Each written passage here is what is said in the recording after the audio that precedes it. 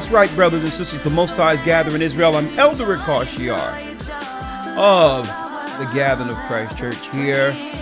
Another week live before you brothers and sisters throughout the four corners of the earth. First and foremost, I would like to thank the Most High God of the Hebrews, the God of Israel, for your participation, for your continual support in this work.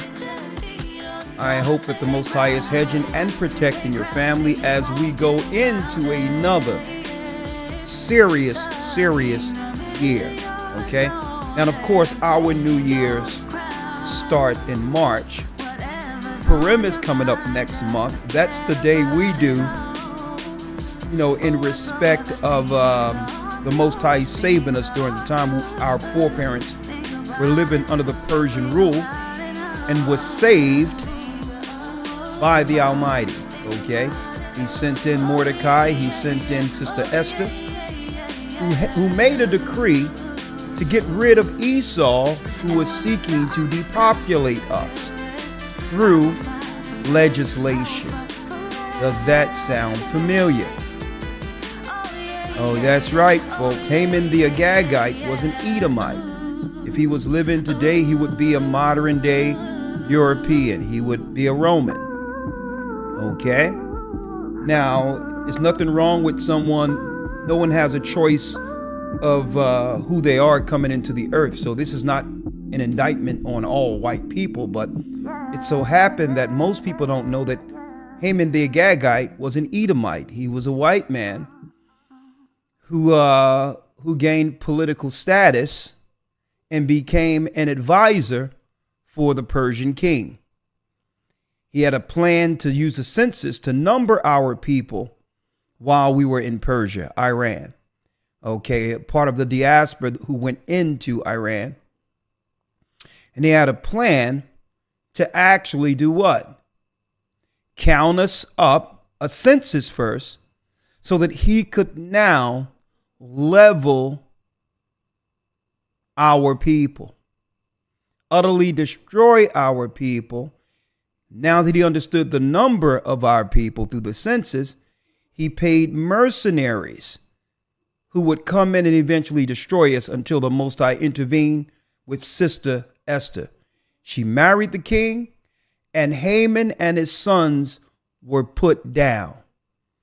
Esau does the same thing over and over and over again. It's about population. He numbers us. He tried to do whatever he can to make sure that we don't outnumber him. So they can have what? The priority when it comes to the majority in war. And that leads us to our broadcast today. And that's the day we actually give gifts. In February, go to gatheringofchrist.org, look on Holy Days, and you'll see the Holy Day Purim. You'll see the Holy Day Purim. Go to Holy Days. You'll see the date there. That's the day you give gifts to your loved ones, okay? No longer do our people celebrate Christmas. Once the Most High got rid of the enemy during the time of Esther, what happened? You got it. We began to give gifts one to another, and it became what? A memorial that we would do amongst our people throughout the generations, remembering when the Most High saved us in that from the hands of Esau. All right. Boy, do we have a lot to talk about. We have some pandemic talk. Today.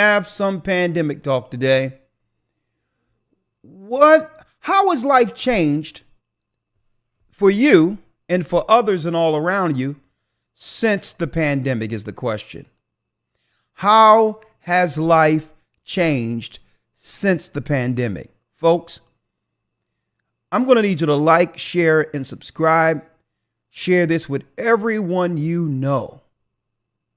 This might be one of the more important broadcasts to date. And on top of that, I'm going to open it up not just for the phone calls, but Zoom this evening, if it be the Most High's will. Okay? So please hit the like button. We have some talk tonight, some conversation. How has life changed since the pandemic. Now, I'm going to go into the political landscape where we were years ago, leading into when the world shut down. Why? Because I see some familiar patterns. And if you don't see them, as watchmen, we must divulge the similar patterns, what to look for, right? Most people have no idea, but we're doing it today. Hit the like button. How has life changed since the pandemic is our broadcast. Hit the like button. I'll be right back. Hold tight. Hit the like button.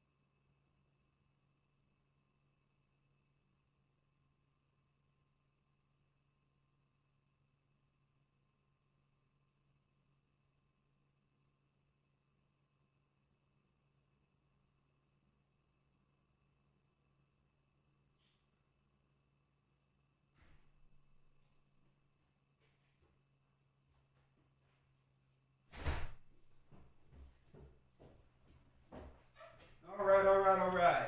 Let's go. Okay. Thank you for waiting. I don't need any interruptions. Let's jump right in.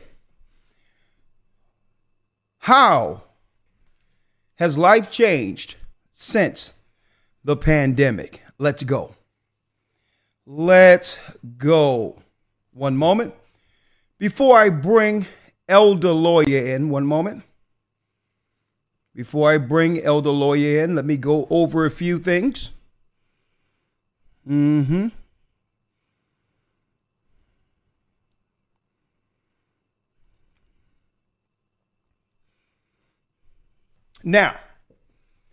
why am I going over this? Well, it's not just prophetic because we're going to use the Bible and show you.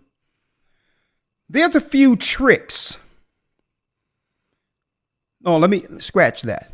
No tricks. There's a few patterns that lead our people into engaging against ourselves politically.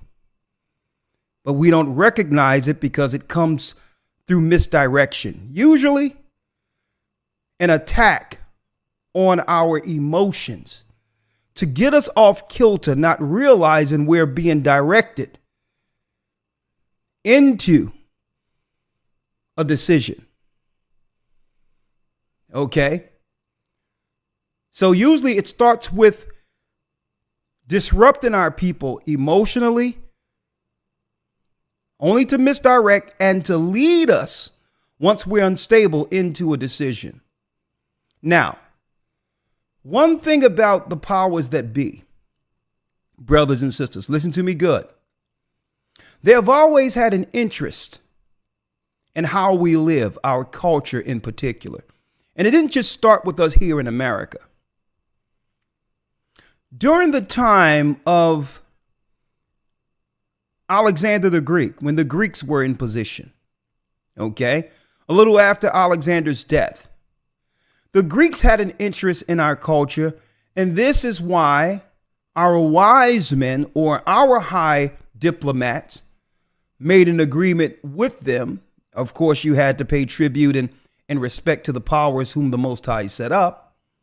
In order for them to understand our culture, our laws, we agreed to have our particular Hebrew Old Testament translated into the Greek. It's called the Septuagint. Septuagint depends on how you would like to pronounce it. It's called the Septuagint. And through that Old Testament translation in Greek, folks, which is actually older, one of the older translations you can find of the Old Testament, right? We did this, right, as a political means with with a government who was prophesied to rule for a time, so that they could understand our existence, how we operate, what we do, whatever the case might be, so that there would be some mutual respect for our sovereignty. But all of the Grecians politically didn't have that in mind, right? They seen our laws and they understood the, I would say, the special and particular way we did things. Some was envious of it. Some resented us because we deemed heathenistic customs as less than. And others looked at it as a way of knowing how our people operate in order to weaponize our culture against us. Folks, this is why history is so important, right? They find out what we love and do what? Make what we love illegal, right? They find out what we eat, and then they'll promote unclean heathenistic foods, right? On to us, right? So let's dive right in. I'm a little late. I apologize for the tardiness. So let's dive right in. How has life changed since the pandemic, right? So we have to understand the patterns that led to everything shutting down and how it affected our people in particular, right? It affected everyone, but just like the Bible, everything starts with God's people. And we must see it from that angle first, right? Let's go. In 2019, there was a movie that reappeared, that resurfaced. The movie was filmed actually around 2012, and it resurfaced. The Central Park Five. In June 19, 2019, CNN, let me show you here. Let me go here. Let me show you. CNN ran this story. Right? Now, we know CNN is a particularly liberal, right? A liberal. Everything that's wrong in the earth, CNN promotes. Right? But I digress. They started talking about this this Central Park Five, right? Netflix picked it up and it became this big thing. 2019, how Trump was one of the, I would say, bulldogs behind convicting some innocent black men, black young boys. No justice for black. Now, folks, let me make it clear. These people don't care about us. All right. So all in all, right on schedule before the election year, they pull a story out from when Trump was a what? A real estate tycoon in New York. 30 years later, here's where the Central Park Five are now, right? It became a big deal out of nowhere. Our people discussing what? The racist Donald Trump.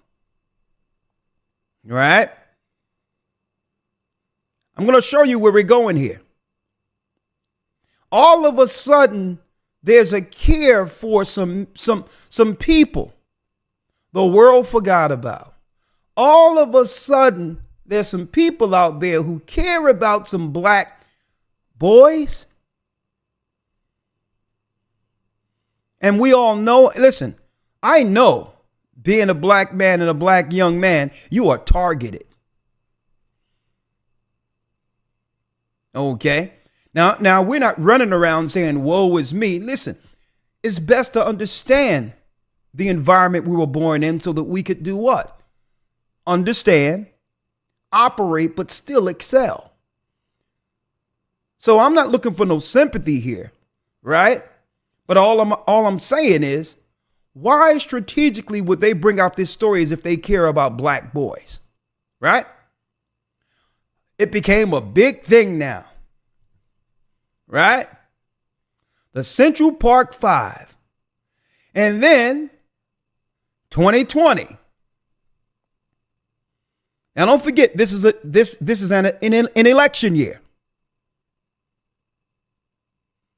George Floyd, I can't breathe.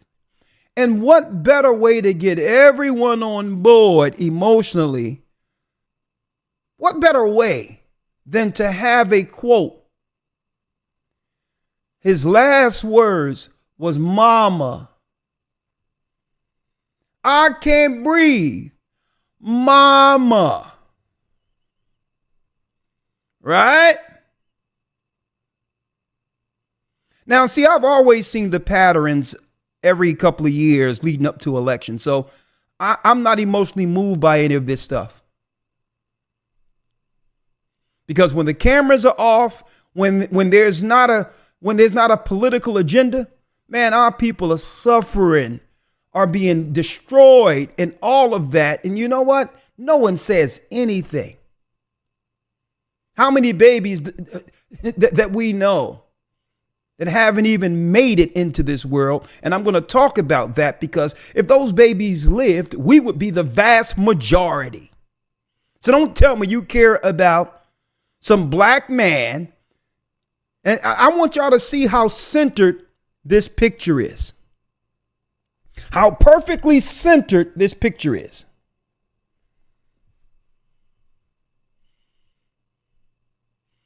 Of course, it would infuriate anyone, right? Especially our people. But why all of a sudden they care about our people if it isn't politically driven?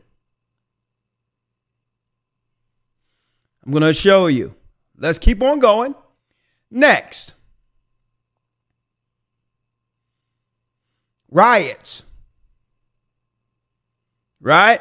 Riots all over the place. An emotionally triggered United States of America, divided racially, at the same time running into an election coming. Now, during all this time, when all this is going on, eventually down the line, keep in mind when the election started moving, you barely seen Biden, because I guess they were afraid to put him before people. And they had Kamala and others speaking at press conferences. This is the first time in my life within 4 years, all my life, that you don't see for almost 4 years the president before the news conferences. Y'all notice that? But I digress. they trigger our people, understanding that we're overly emotional through one man dying. And at the same time, the same liberal CNN and all that push agendas where it's okay for us to get rid of our own children. I need y'all to, now let's weigh this.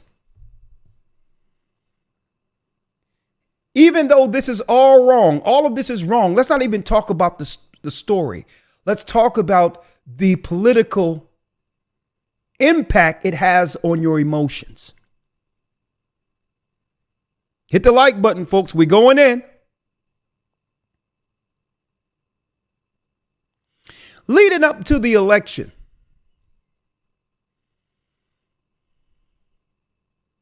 out of nowhere, after the world have gone through all this chaos, military in major cities, right?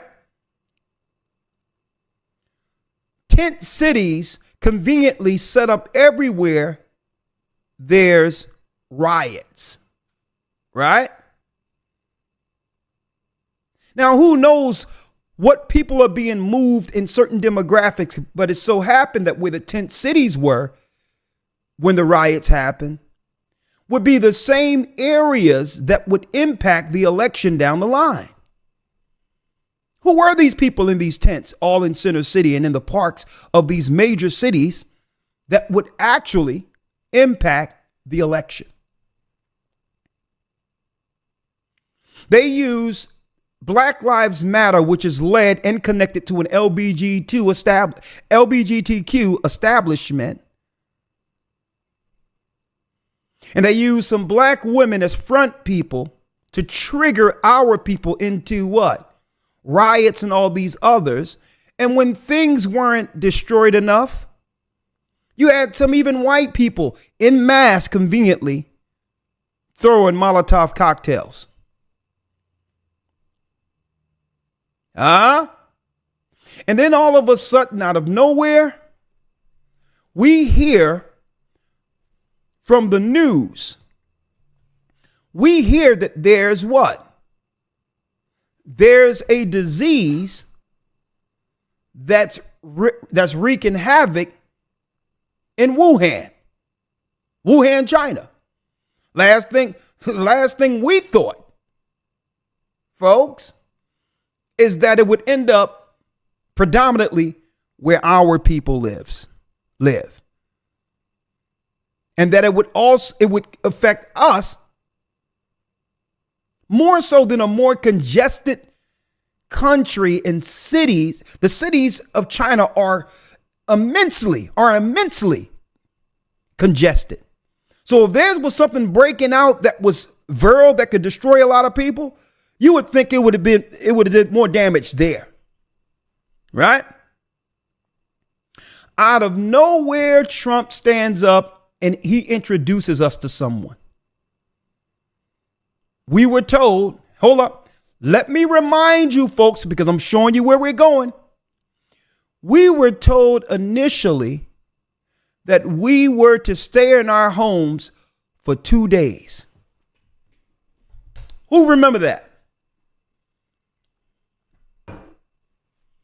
Who remember when they said, just to keep things calm, just to make sure that we're not spreading anything, just in case? We were hearing about isolated cases in one city or in another city, not anything, too concerning. But in respect of our health and our fellow citizens, right? We thought that, 2 days isn't a big deal. Right? Y'all remember that? They said 2 days. Then it went into a week. And then it went into a month. In the midst of that, in order to operate, they said, well, okay, we want to lighten up, but we need some tests. Remember that? And then even if you're not exhibiting symptoms, you could still be carrying it as asymptomatic with no symptoms at all. And then Your job. The employer started pressuring people. Right? Y'all remember that? So I want y'all to hear this real quick. This is when Trump first introduced Fauci, fair use. And I'm just going over a few things so that you can understand patterns. Already, our people, the world is what? The world is under stress. Our people in particular, the stress of George Floyd, the psychological impact that Central Park 5 had on us. And then who's the center of all this? The President of the United States, who's up for election. Right? And then and then here it is, as the scripture said, there's no rest now. We're going from one thing to the next, like 2 Baruch states. And then, you mean to tell me we have to deal with this? Only to hear what? One signal coming from the news, internet, and everything on what to do. Right? Now, the unfortunate thing about not going out and interacting with people is if you're not interacting with people, you're not trading natural bacteria. Right? So if I'm not around people, we're not sharing bacteria. So if I do come down with something, it'll probably be serious because I've been secluded so long. Right? But then Donald Trump handed over the press conference to unelected authority. So instead of hearing the president under an emergency scenario, these people now holds president. No pun intended. They hold the authority of the office under emergency scenarios. So obviously there's a component outside of the president when there's an emergency that has more power when it comes to leading and keeping the people safe. Right? So let's hear a little bit of this. Let's hear a little bit. Fair use for educational use only. Shalom, Elder. How are you? Shalom, sir. I'm doing well. How about yourself? I am blessed by the Almighty. I just wanted to make sure your sound was good. Hold on. Let me turn it up just a little bit. Just a little bit. All right. All right. Let's go. All right. Let's do it. So let's hear it. Check 1, 2. Let's hear it. Let me turn things over to Dr. Tony Fauci, the director of the National Institute of Allergy and Infectious Disease at NIH. Thank you very much, Dr. Fauci. Now, this is for educational and religious use only, okay? Educational and religious use because this is prophetic. So the president is in the back and he's turning things over. Here's the first press conference where the world has been turned over to this guy you see coming in right here. Right? Fauci. Thank you very much, Mr. Secretary. I want to first again, as the entire team feels, to extend our sympathies to the family of the individual who expired as a result of this particular virus and this particular disease. But I also want to underscore and emphasize the points that the Secretary made about what is evolving here. You've heard of the terminology community spread. Well, community spread is when you have infection in the community.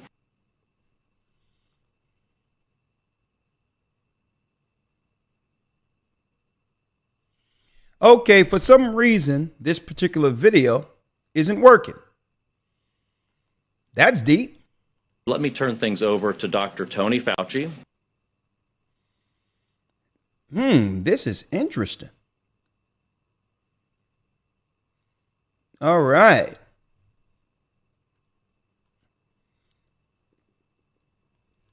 Interesting. 1 second, folks. See what I can do here. One moment. One moment. One moment.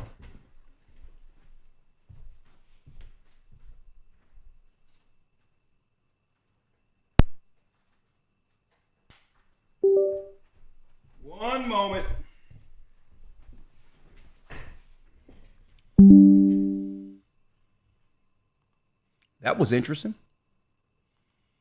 Continue without scanning. All right.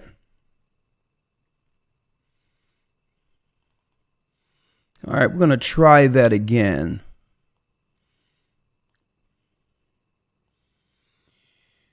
NHI immunologist Fauci update. Okay.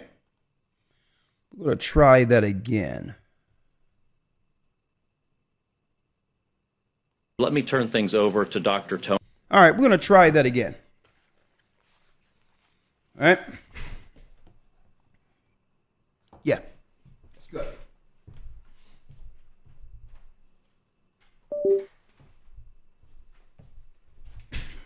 We're going to just hear a little bit of this, okay? Fair use. I just want you to remember how emotionally unstable people were leading up to this whole election, right? Right?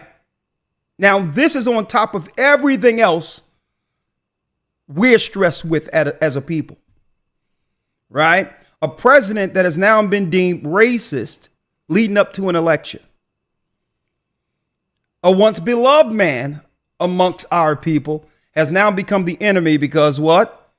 Because of the Central Park 5, where they pull out some information to incinerate, to emotionally destabilize our people, right? Then the George Floyd thing happens, right?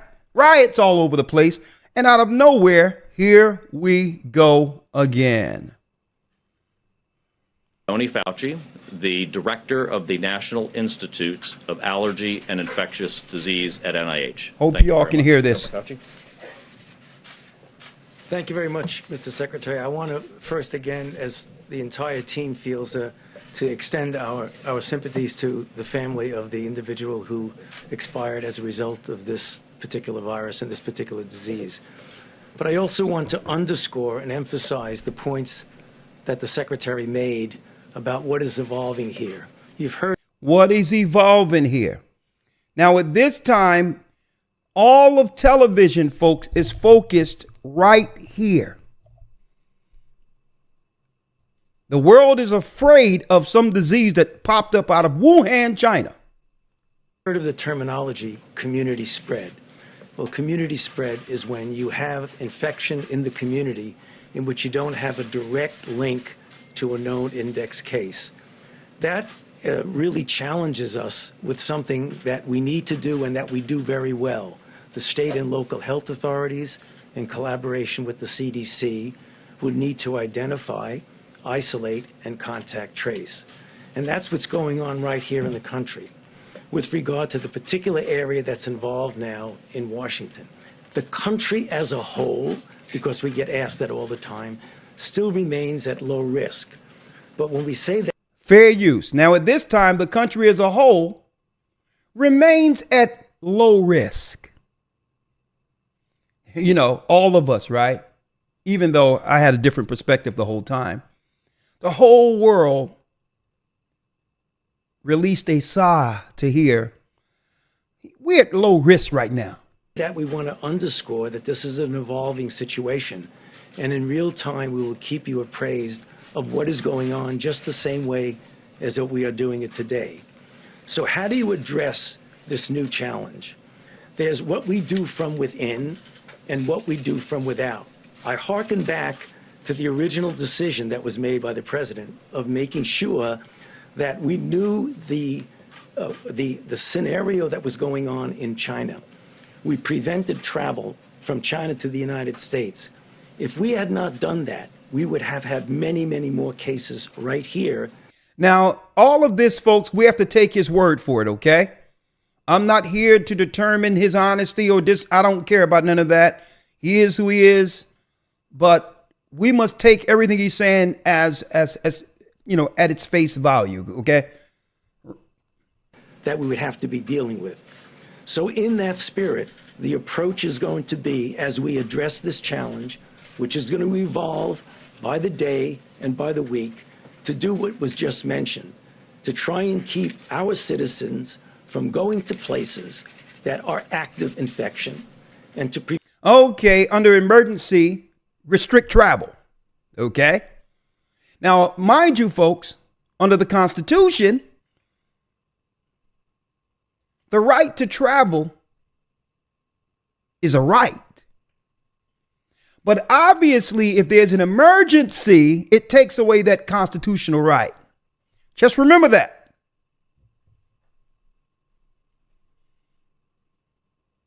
Right? Now, it so happened, all due respect to anyone else, I was exercising my constitutional right the whole time. And I had the whole road to myself, and it was beautiful. I came back unscathed, right? I needed to see what was going on out there, because to stay isolated in a house, not going anywhere, I was at the behest of the sound waves or the media waves giving me the understanding of being, of what was going on from the outside of my home. Right? I had to at least go around and understand, well, okay, there was nothing that was harming me. So I'm like, well, okay, I was able to measure what was going on from the media and measure it with my everyday existence by going out and saying hello to whoever was out there. Right? But I digress. Some of you were scared to the degree where, you lock yourself in the home. Hey, you had the right to do that. You were scared. Let's go. Prevent places where there are active infection to necessarily easily get here. That's the getting it from without to within. From within, we will very aggressively do the kind of public health measures that would hopefully contain this. But as we say this, we need to prepare for further challenges, and we will have them. You will hear about additional cases that will be coming on. You should not be surprised by that, but to realize that that is something that is anticipated when you get community spread. So when you have cases throughout the world, the way we're seeing now, South Korea, Italy, Iran, and places like that. Now, these reports were coming from institutions, hospitals. Right? Now, we all know that hospitals now are more privately controlled. Right? The United States cannot be completely immune to that. The challenge is how we deal with it. And I can assure you all the resources that are necessary are going to be put into dealing with what we see evolving right now. And again, we'd be happy to answer any questions later, but Bob. A couple of questions for Dr. Fauci about some particulars about the virus. Dr. Fauci, what do you now understand about the morbidity? I mean, the Secretary referred to medically fragile people. Are you confident that if you're a relatively healthy young person, that this will not be fatal for you? Okay. So the number in our country currently is low. But when you look at the pattern, it seems to be following the experiences that others have had. It's never 100%. If you look at the totality of the... Now, he was saying mobility, right? As far as how many, who can die within the demographics of the citizenry, right? Within the demographics, who could die through this? Who's more at risk, in a nutshell? They told us outright the aged, the elderly. Now think about this. In the midst of an already unstable country, who look at the news more so than any other people in the United States? I'm talking about mainstream news. Our people, the young don't even look at TV anymore like that. But who still look at the old television shows and are plastered? Their eyes, until the time they get up, it's plastered on the screen. The seniors. The seniors. Now think about this. The country is already unstable. And mom, our grandmothers, our grandfathers are told they must stay secluded, and they are a threat if they are around their own children and grandchildren. Can you imagine the mental anguish, the stress? The only thing that gives a grandparent peace is family. Can you imagine the psychological trauma on a grandmother or grandfather saying, baby, my grandchildren don't come around me. Y'all can't come around me because I don't want to, you know. Can you imagine that? So this is high stress, not just on the family, but you can't even see your grandmother, your grandfather. Your own family has become the plague. You remember that? Cases that have been reported, particularly from China. Listen, I have to remind you because when I told you all, when they open back up, people are going to forget.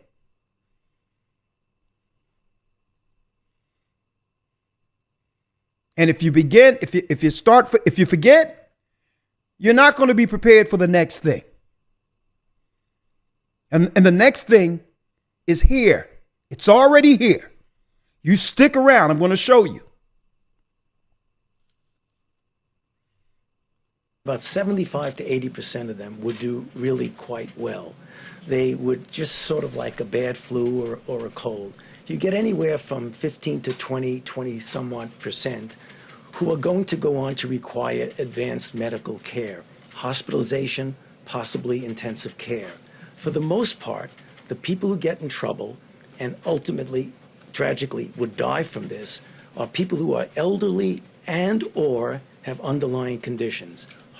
Now listen to the underlying conditions and someone tell me what people suffer from these conditions more so than any other demographic within the United States. Heart disease, chronic lung disease, diabetes, obesity because of the difficulty in breathing back and forth. However, right there, the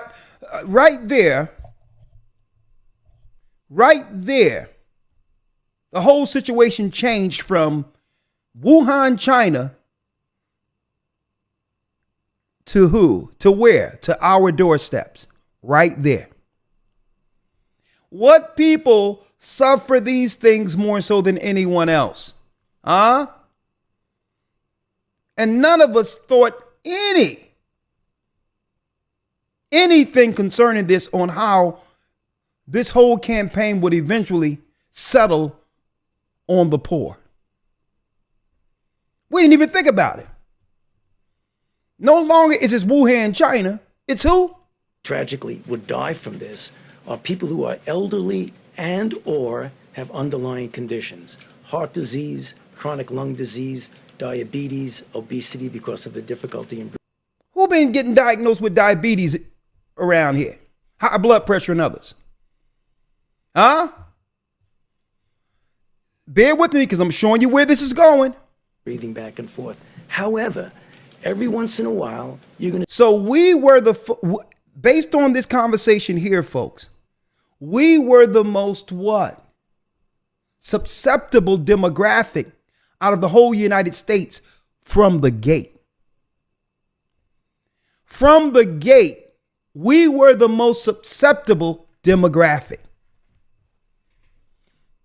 Now, keep in mind, there wasn't enough data out there because this is something new, but I don't know how he could know that, this without enough data in at this time. But obviously he understood that where our people lived and what the health issues we deal with would make us the more susceptible demographic to die from this. See? The morbidity, right? Death. Listen here. You're going to see a one-off. You're going to see a 25-year-old person who looks otherwise well that's going to get seriously ill. But the vast majority of the people who get into trouble do have these underlying conditions. And that's why it confuses people, because they say, well, you just said that, and then there's a report of a 40-year-old physician from China who died. That's going to happen. That happens with influenza. Most of the time, influenza kills people. Now, see that? Folks, I said, let me go back and get the first press conference, because a lot of people miss this. He said, yeah, people have been dying like this through influenza. Right?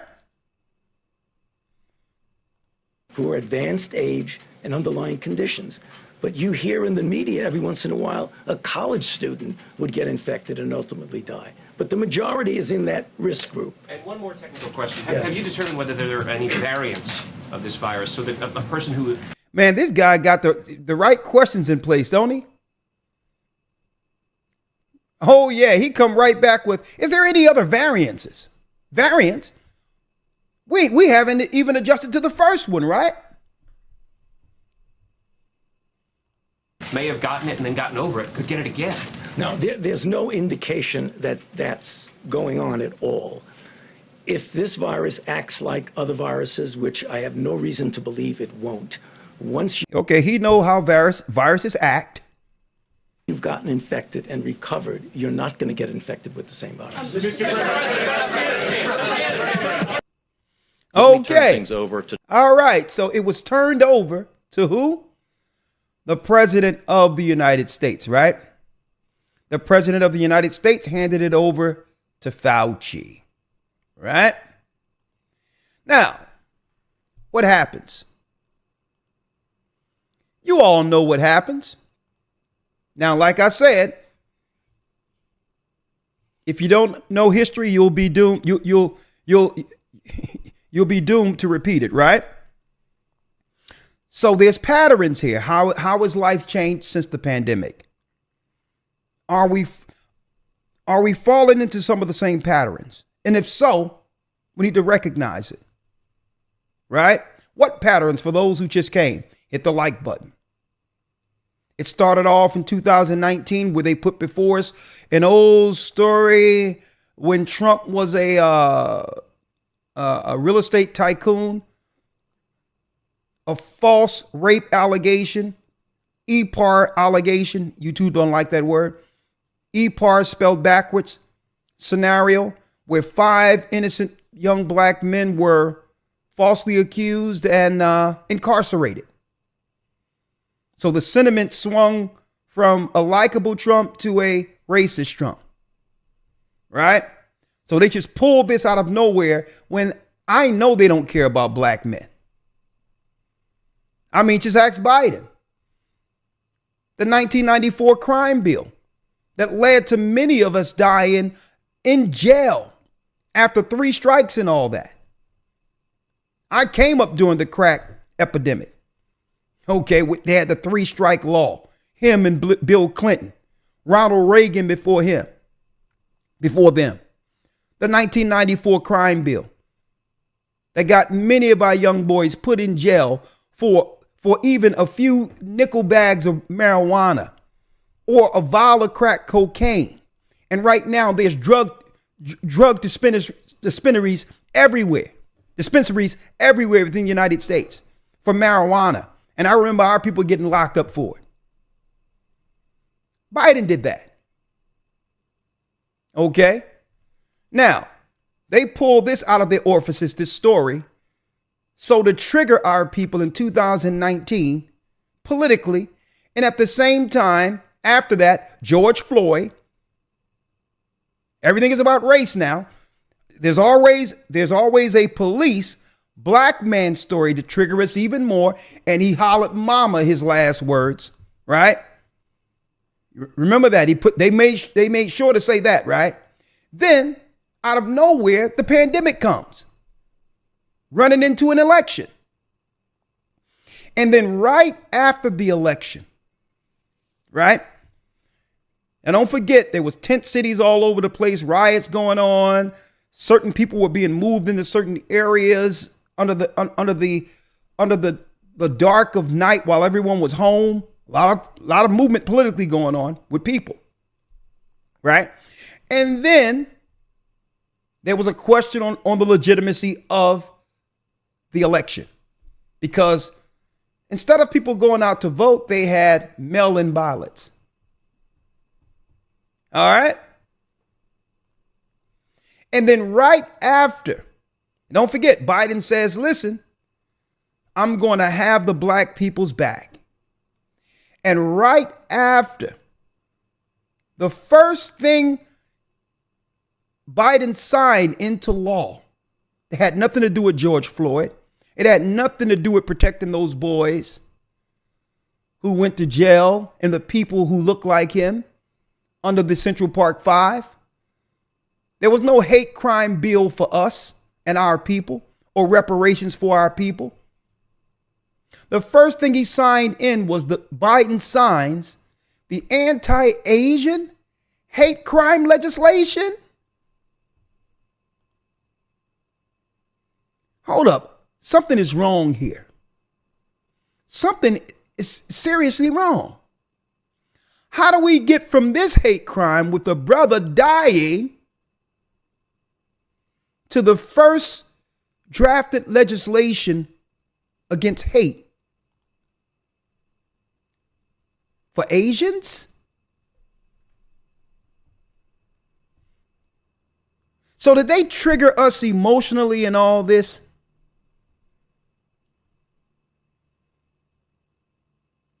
To only side with those who have always drafted legislation to destroy us? That's just a question. I don't know if y'all remember that. Right? Let's go to the next one. Now, how will they do it this time? Let's go.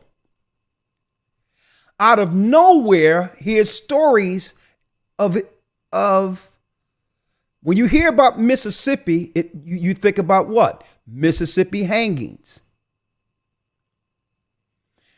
Right on cue, the race emotional psychological attacks has begun through the media. Families in disbelief after hundreds of bodies found buried behind Mississippi jail. Now, this is a sad story. But 150 people, you would have thought, you think they just found out about this? Huh?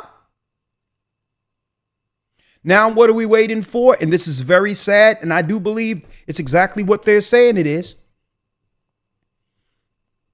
People getting rid of our people behind this Mississippi jail.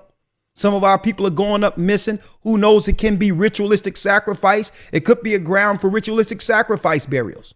Who knows? But it's convenient, right on schedule, almost to the same time before an election 3 years ago, folks, with the Central Park Five. What I'm looking for is for them to have a police connection to this, so to roll out the same narrative, police against black men or black people's script before an election. Right?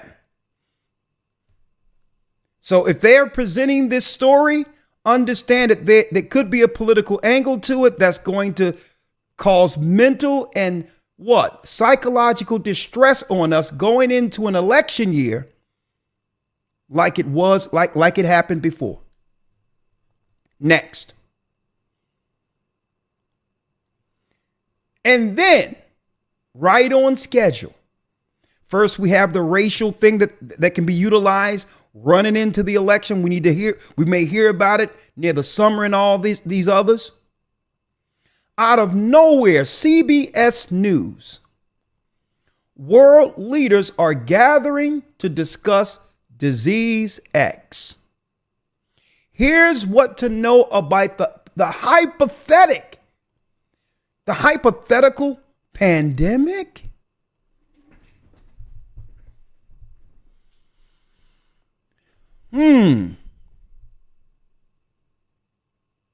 Now, of course, Fauci has retired, so I'm waiting to see who they roll out next. It wouldn't surprise me if it's a black woman. How they're running into things right now and how they're using that, because I'm looking at most of the advertisements for getting our people to do certain things medically. And all of a sudden, the majority of the posters and all that I see around are black doctors. who are women, black women, as doctors on the majority of their marketing material. So I'm going to keep my eye on that to see if they roll out a black woman in place of Fauci. Okay, I'm going to look into that. I'm keeping my eye on that. Probably no one from amongst the ranks of our people, but who knows? But let me tell you, here's the pattern now. And right on cue, right?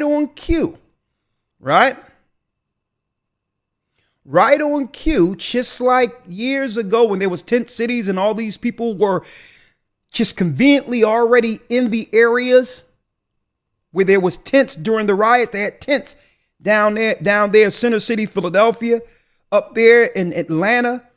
Just a bunch of looked like foreigners that were homeless people and all that out there in tents, conveniently there for the elections. Right? So in the midst of this, folks, I think that the powers that be realize that we can't be as easily persuaded into things emotionally. That we're looking at all of these stories they're putting out with a side eye now. So when these people come in, they must be preparing for something with the new people, knowing that they can no longer sway us, not those who could see anyway, politically through emotions. So conveniently, fair use, y'all need to hear this from Eyewitness News when it comes to immigrants. Millions of them coming into the country, right? Now, what the angle I'm looking for, it may take a little while. Who knows whether or not we'll see if these people are coming in unchecked, who only have to state that they are seeking asylum. Is it possible that the news story when Trump get in position again, that he can pass the buck to the Biden side and say, well, listen, it wasn't my fault. He let people in and they came in with sicknesses. So to what? Absolve himself, but still he would have to do something like he did before he left office. Is it possible that they can pass the buck the same way the liberal cities are passing the bucks to the Texas governor concerning migrants? Could it be, hit that like button, folks, could it be that they're going to pass the buck when the Republicans win to claim he had no power? It was the liberals, it was these cities who allowed these people in, and they brought in something, and now the cities are under some level of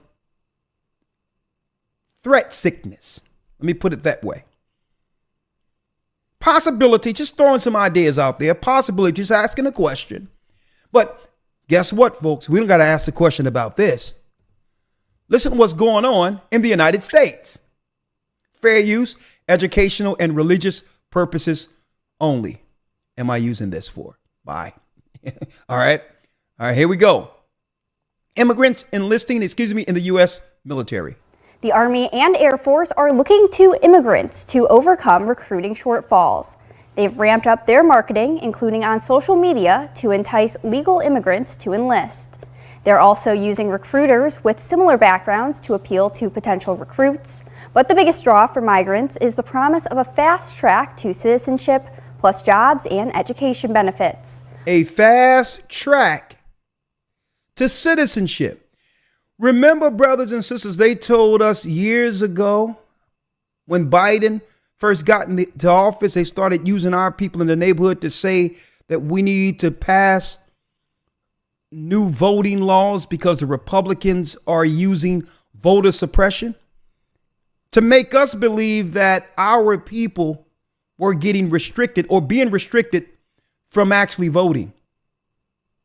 And even under Barack Obama, that showed us that that was a straight farce. Many of us came out to vote. There was never a situation that would stop us from voting unless we didn't want to. But they started convincing our people, yeah, we need to change the voting laws where people can easily just vote or get citizenship because the Republicans are suppressing black people. Remember that? Why did they want to make the voting requirements less restrictive or lenient? It wasn't for us. They always use us as the crash dummy.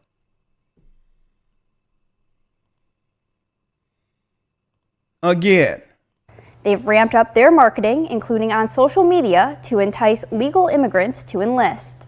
They're also using recruiters with similar backgrounds to appeal to potential recruits. Now, but this the is- biggest draw for migrants now, folks, this is all the liberal Biden administration. is the promise of a fast track to citizenship, plus jobs and education benefits. Hold up. What benefits? Fast track to citizenship. And what? Hold up. But the biggest draw for migrants is the promise of a fast track to citizenship, A fast track to citizenship plus jobs and plus jobs? Plus jobs when our people. Hold up. What about the people or the brothers who look like the Central Park Five? Where are their jobs? Where are those jobs for them? Okay, y'all get the jobs, even though our people built the country. You get the hate crime bill, even though you were elected under a, you were elected because our people were incinerated against Trump, the racist. And therefore, he promised us some protection, but give Asians a hate crime bill. And if it wasn't for the hate crime of George Floyd, he would not have gotten office. Right? And then on top of that, take your taxpayers' money. a fast track to citizenship, Fast track to citizenship, plus jobs and education benefits. plus job and education benefits, which means, Elder, this is deep. Biden promised our sisters who have more debt than any other people who have gone to school. He promised them what? Student debt relief. That's why a lot of our sisters came out. They're going to get free education, folks. Free education with no debt loans. I already looked it up. No debt loans. Fits. Both the Army and the Air Force have said they will not meet their recruiting goals this year. Okay, what else we have here? What else we have here? A job fair in Chicago. Refugee job fair started 2 hours ago, and the turnout has been great, as you can tell by how many people are in this room. Many of the refugees arrived hours before the event started, determined to take advantage of all the opportunities available here. Now, nearly 500 refugees from Venezuela, Afghanistan. Folks, what are you seeing here? Does this not look like they are orchestrating a race war?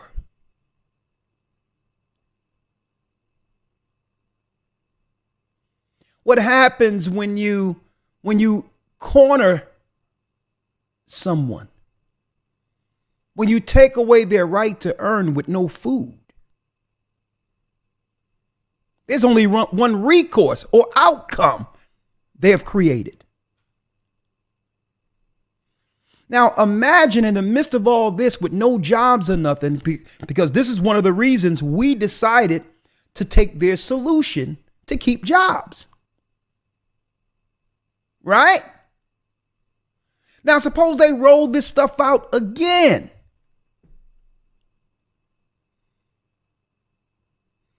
And now they already have the replacements to take the jobs. See? So automatically our people going to realize we've been double crossed. And here lies the issue that comes with why they have so many people that won't look like us in the military to come into the cities when our people began to realize we were bamboozled. It's almost like having a foreign army. A foreign army on friendly soil. Think about that. So to do an end around on posse comitatus. No one can have a standing army against their citizens. Well, suppose these people are citizens of somewhere else and are sworn in and have no emotional ties to the people they'll be militarizing against.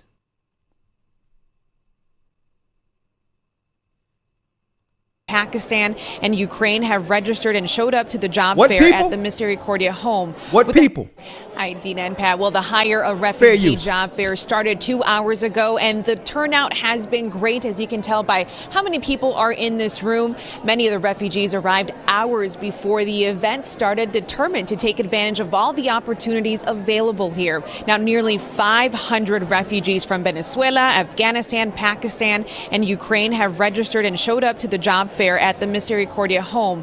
With the help of interpreters, refugees are meeting with dozens of representatives in healthcare, manufacturing, hospitality. Hold up. Afghanistan's and Pakistan? I thought America was at war with Afghanistan. Remember they told us that, folks? Remember they told us that they were going into Afghanistan for war. Afghanistanis, Pakistanis, Refugees are meeting with dozens of Ukraine. representatives in healthcare, manufacturing, hospitality, logistics, and many more. More than 400 vacancies are available, and these companies are committed to hiring and providing them needed support to succeed in the workplace. Now, I need y'all to see, logistics, folks, and check many this more. out. More than 400 vacancies are available, and Now, as you can see, it's our people in certain political positions processing them. It's okay. He got a job, right? So they are cutting some people into the money who's willing to betray their own citizenry or people. these companies are committed to hiring and providing them needed support to succeed in the workplace. This event is not just about finding them a job, it's also assisting them to get their degrees accredited, financial advising, providing Listen to this. information on government benefits, and Hold up. Government benefits? Who taxpayers' money? Who's paying for this? The people they're replacing. in language classes. One of the organizers is Oh, yeah. They haven't told you already, but the schools, the churches, all these things that have been made obsolete during the so-called pandemic will be utilized as transitional institutions to transition these people into society. Isn't that convenient? To make it where everyone is used to learning from home, right? A job at home, so that they can use these particular buildings in the same cities that they're going to replace people as facilities for transitioning. Man, a refugee from Afghanistan who What a says he plan. relates to the struggle of starting from scratch in a new country and the importance we need to relieve the struggle that comes with starting from scratch. of these resources. Because what I have been through, I don't want other refugees go through. It is very difficult, it's very tough. Until you don't experience, you don't know. The job fair is You cannot make this up, right?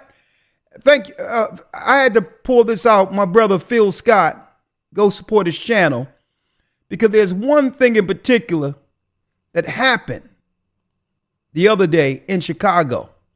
Listen to this. What's even more offensive about this video, Right. more though than he just came. This is Listen- what happens listen. when you give these. A sister says, go back across the border, right? You see how they triggering either side?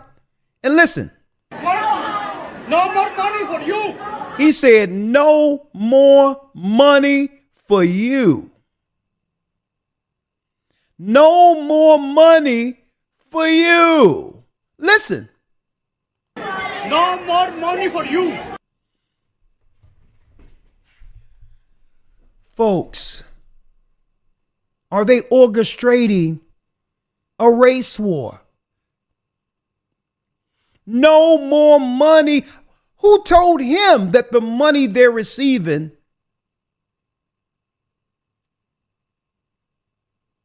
was money allocated for our people who built this country in chattel slavery? Someone, hey, folks, the announcement went out that we're not giving you anything from ourselves, okay? We're going to give the money of the children of Israel, the black people in America. You're coming to take their piece of the pie. You don't have to worry about any debt. You don't have to worry about paying anything. Just help us in a line, help us against them. Bye bye, bye bye, bye bye. Go back across the No more money for you. No more money for you. No more money. So what are the governments telling them on their way here before they get here? This is why I believe that they are strategically being placed where we are living or used to live. It depends on how the pandemic thing panned out for you with your choices. No more money for you. It's lazy. You lazy. You are lazy. You're lazy. You are lazy. Huh? Go back across the No more money for you. It's lazy. You lazy. What are they being told? What are they getting told before coming here? Hey, folks, this is what it looks like when Pharaoh says, build brick, make brick without straw. You want to talk about reparations? You want to talk about financially being repaired for all the death and destruction we've done against you? I tell you, we're going to one up. We're going to give it to everyone else to come in to destroy you. That's your reparations. I thank the Most High for this truth. I thank the Most High for the knowledge of what I'm seeing so I can actually be able to what? Resolve all of this without what? Getting incinerated. Because if I do so, then I can be played by these same people who focus on controlling through emotions.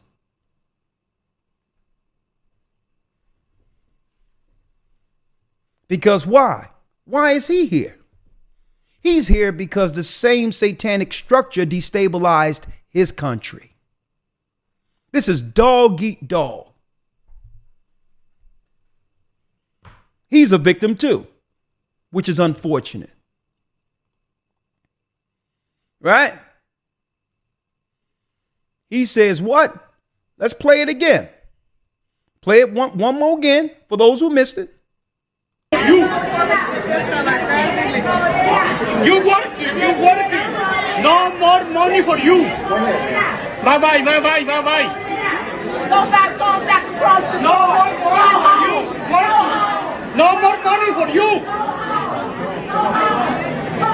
It's lazy. You lazy. You lazy, you lazy. Wild folks. This is the Ramada Inn in San Diego, Mission Valley. Bus full migrants Hit the like just button. arrived. Ramada Inn.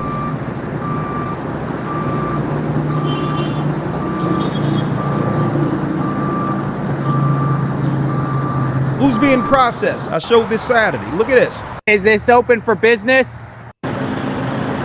Look at all the people being processed. Federal and tax money where they're paying for these hotels. These luxury hotels, you know, these luxury hotels and these other hotels are charging hands over fists to allow these people to occupy their hotels.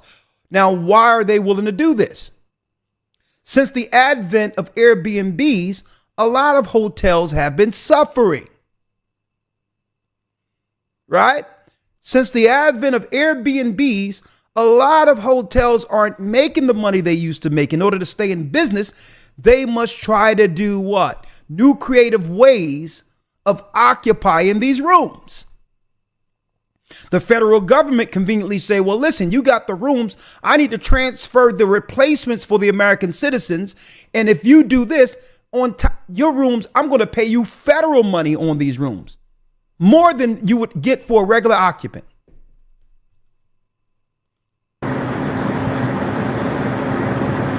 And folks, this is nothing new. After World War II, when the United States the UN and the UK, actually, Britain, under the Balfour Agreement, gave the Jews a state in America, in the Middle East, which we call the state of Israel today. It happened similar to this. They were letting everyone, Ukrainians and everyone wasn't a Jew who came over, who went into Israel. It was a lot of Eastern Europeans who went over there and eventually began to have anchor babies to grow a citizenry for the state of Israel. So it's not about these people more so than the children they'll have. At the same time, they're telling our sisters to do what? To do what? Your body, your choice.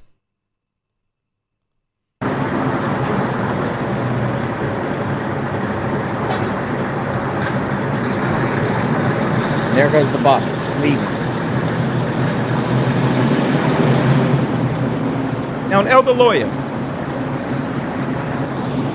before I go into the scriptures, I'm going to open this up very soon, but I want to go into the scriptures in a moment.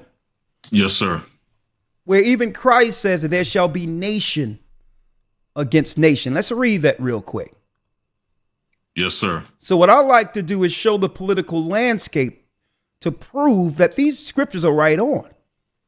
Right? A lot of us read these scriptures, don't understand politically on how these prophecies are coming to pass. And Christ said, listen, these are the signs of the end. Now, the enemy must orchestrate this stuff against us. He have no choice. And a lot of people say, "Why this is wrong. Why are they doing this?" Folks, they're losing power. They're losing power. When our people started realizing that we were the children of Israel, understand that that's a paradigm change. It's one thing to believe that you're predisposed to serving other people. It's one thing to believe you were born to be less than other people. You'll easily take a servitude role.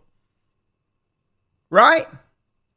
So what are they going to do when the people realize they weren't meant to serve in a country that can only run if someone volunteer for the slave role? This country was built on slavery. That's what capitalism is. You got to have the bottom so that the rich can measure themselves from it. Well, what happens when the bottom realized we were really meant to be the head? See? You notice the guy said, oh, the lawyer, you lazy, because that's what's being put out there.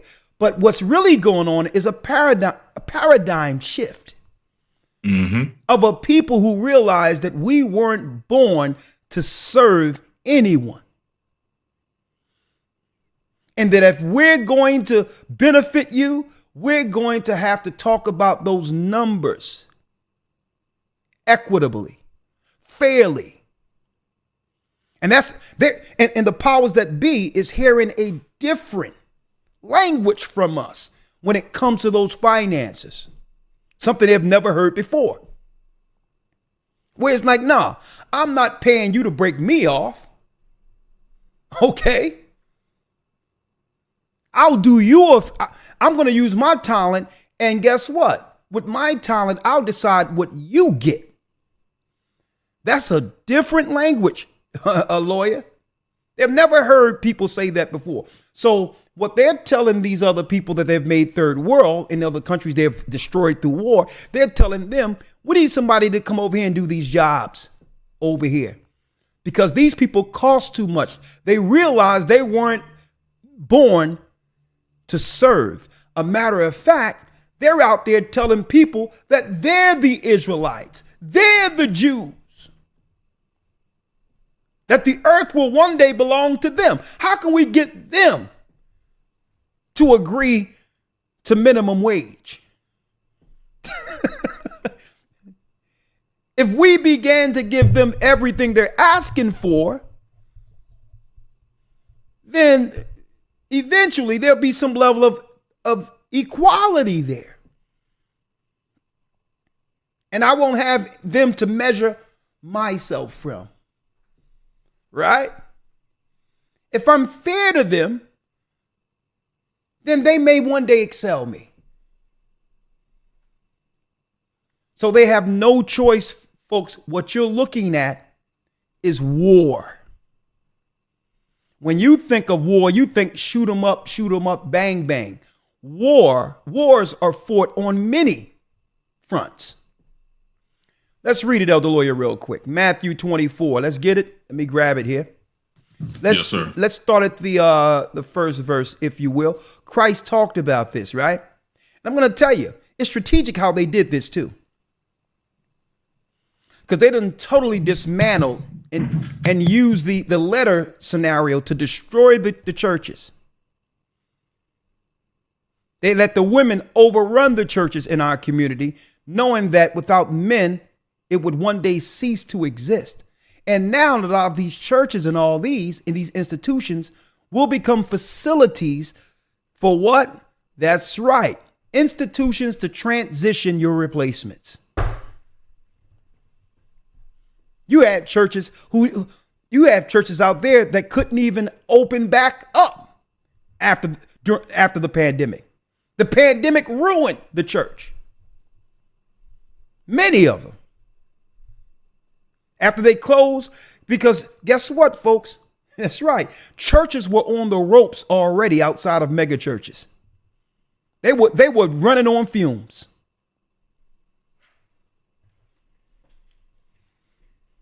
So now we're starting to realize, even back then, what was being set up for now. In order for you to bring in all these people, guess what, folks? They had to make room. They had to make room. And I'll let you decide how that happened. Right?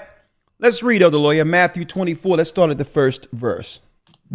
Yes, sir. Matthew 24, verse number 1. And Yeshua went out and departed from the temple, and his disciples came to him for to show him the buildings of the temple. And Yeshua said unto them, See ye not all these things? Verily I say unto you, there shall not be left here one stone upon another that shall not be thrown down. And what was Christ prophesying right here? The fall of our homeland, Jerusalem. 70 AD. Vespasian and Titus sacked Jerusalem. Our people began we were the only people left. The northern kingdom was already dispersed, with the majority of them being here, living here in the New World before the Vatican discovered them. Okay? These were the 10 tribes. They weren't savages, nothing. They were the 12 tribes of Israel. They were 10 tribes. We were the remnant still left in Jerusalem until this prophecy. Christ had to come first. Because why? He had to establish a ministry in the earth, an understanding in the earth that would one day awaken the children of Israel. And after Christ came and was crucified, and then through the Spirit, he took full power of that realm we call Hades or hell to release the souls on the day of resurrection. And when he went and shed his blood on the heavenly tables, it was done. It was only a matter of time before our people would begin to wake up. And we're here now. Right? So the disciples started asking Christ questions. Let's read it. Yes, sir. Verse 3. And as he sat upon the Mount of Olives, the disciples came unto him privately, saying, Tell us, when shall these things be? And what shall be the sign of thy coming? What shall be the sign of thy coming? And of the end of the world. Now, when it says the end of the world, the earth is going to be here. This world is speaking of is eon or society. This is Esau's world. They tell you that in 2nd Esdras 6, 8, and 9. Right? And we're going to go there in a moment. So when it says the end of the world is going to be here, folks. When you hear them say that they have to, what's that initiative they have? When they talk of sustainability. What is it? Something 2030. Yeah. But it's sustainability they putting out there that we must do something about the population, or the earth or the world will discontinue or cease to exist. That's a lie. The earth will always be here. The world that they're claiming will cease to exist is their world. Speaking of their power. So when they say sustainability, they're talking about sustaining their power. Right? At our expense. What they're saying, the more our people begin to understand and grow, it's a threat to their what? Their authority. So when you hear sustainability, the earth is this, we must lower the numbers. They have to lower the numbers because they're losing when it comes to population.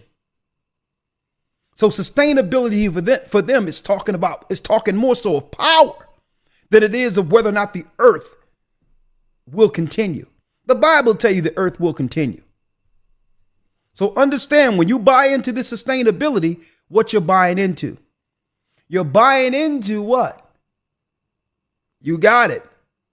The depopulation of God's people. Right? Let's get it real quick to show you what it means by this world real quick, Elder Lawyer, using the precepts, right? Let's go real quick. Let's go to 2nd Esdras 6 and 8. Yes, right? sir. 2nd Esdras 6 and 8. Let's read it. And he said unto me, from Abraham unto Isaac, when Jacob and Esau were born of him, read. Jacob's hand held first the heel of Esau. Jacob's hand held first the heel of Esau. Read. For Esau is the end of the world. He's the what? For Esau is the end of the world. Esau, the Romans, and I'm going into who is Edom this coming Sunday. He's the end of the world, and that's in the academy. Read. And Jacob is the beginning of it that followeth. So the end of Esau's world is the beginning of Jacob's world. So when they talk sustainability, it's not talking about the earth is hurting, something is going to happen to the earth. It's speaking of their dominion. So the world right now is being ran and controlled by Esau. So who would be ruling at the end of the world according to this prophecy? Edomites. See that? Edomites. So now let's go back real quick, if you will. Let's go back to Matthew 24 again. Yes, sir. Matthew 24, verse 3. Read. And as he sat upon the Mount of Olives, the disciples came unto him privately, saying, Tell us, when shall these things be? And what shall be the sign of thy coming and of the end of the world? The end of Esau's empire. That's what Christ was talking about there. Who was ruling during the time of Christ and the disciples? The Romans. So what they were asking Christ in essence is, when will it be our turn in prophecy? When will you bring forth our rule? Mm-hmm. Right? Read the 4th verse. Yes, sir. Verse 4. And Yeshua answered and said unto them, Take heed that no man deceive you. Take heed that no man deceive you. He was tipping our people off to the Romans, who would come in after the fall of Jerusalem and switch everything up. Right? They would make you believe that they're the people of Christ, that Christ looked like them. Christ was them. See? Now that there's no one to argue the point, now that our people in slavery, they have now taken our name. Right? They have taken our name. And it says, take heed that no man deceive you. And they came with a new Christ that no one knew about before our people were destroyed. They came with a new Christ. Telling you, yeah, Christ tell you can do what you want. All right? You can just sin and just say, you covered by the blood, like your boy T.D. Jakes. T.D. Jakes came out of the lawyer and said, all I got to do is just accept the blood. And then he said, even if I did it, I'm covered by the blood.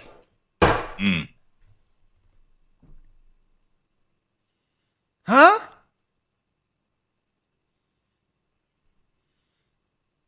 The Bible says, confess your faults one to another, lest you can be healed. Yes, Christ can forgive everything. But of course, will you admit the fault? And then if you admit the fault, then you have to what? You have to understand the gravity of that particular sin. Okay. I don't know what it is. I don't know what maybe it's just an abomination. I don't know what a power bottom is. Right? I don't think the scriptures can go into those gory details, but all in all, I don't know if a power bottom is fit. Right? To be able to operate, especially if you have two sons that are operating on the other side of things too. Right? If you got two sons that are operating on the other side of the fence here, we have to start questioning your parental skills, let alone the authority it takes to actually convey the word of God. Right. He answered and said unto them, take heed that no man deceive you. Read. For many shall come in my name, saying, I am Christ, and shall deceive many. Come on. And you shall hear of what? And ye shall hear of wars and rumors of wars. That's what we're hearing now. See? When you hear them claiming that they're going to bring in who? They're going to bring in strangers from another country with probably all types of, uncomely backgrounds to swear in to defend the country. That's a war. Okay. You can have an enemy in friendly uniform. Now think about if a country is seeking to undermine or infiltrate America. What is it for them what can stop them from actually sending in their own pieces of their own army to enlist?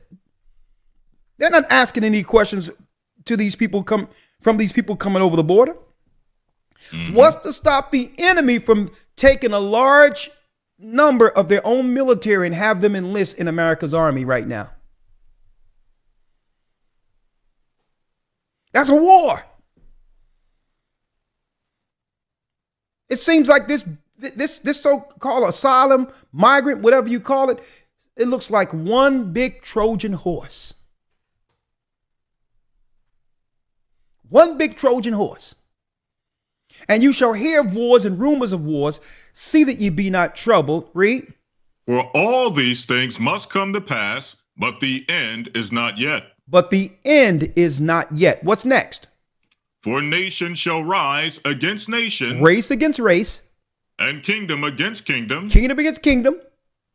and there shall be famines and pestilences and earthquakes in diverse places. And it says, but these are what, Elder Lawyer? All these are the beginning of sorrows. All these are the beginning of sorrows. It seems, Elder Lawyer, as if our people who claim to believe in Christ, all up in these churches and all that, have been duped. Right? And you know what have duped our people? Right? They were able to play on our emotions, knowing that we are a caring and forgiving people. And they have weaponized that against us. Oh, yeah. Y'all remember this? Let me pull you in, Elder Lawyer, right here. 2019, out of nowhere, 30 years later, here's where the Central Park Five are now. Central Park Five, 5 black boys. All of a sudden, a story comes out of nowhere to bring light to the racist Trump. They claim he raped a white woman. This have all the telltale signs of an emotional trigger. White woman lied on a black man. Black boys. Black boys are suffering.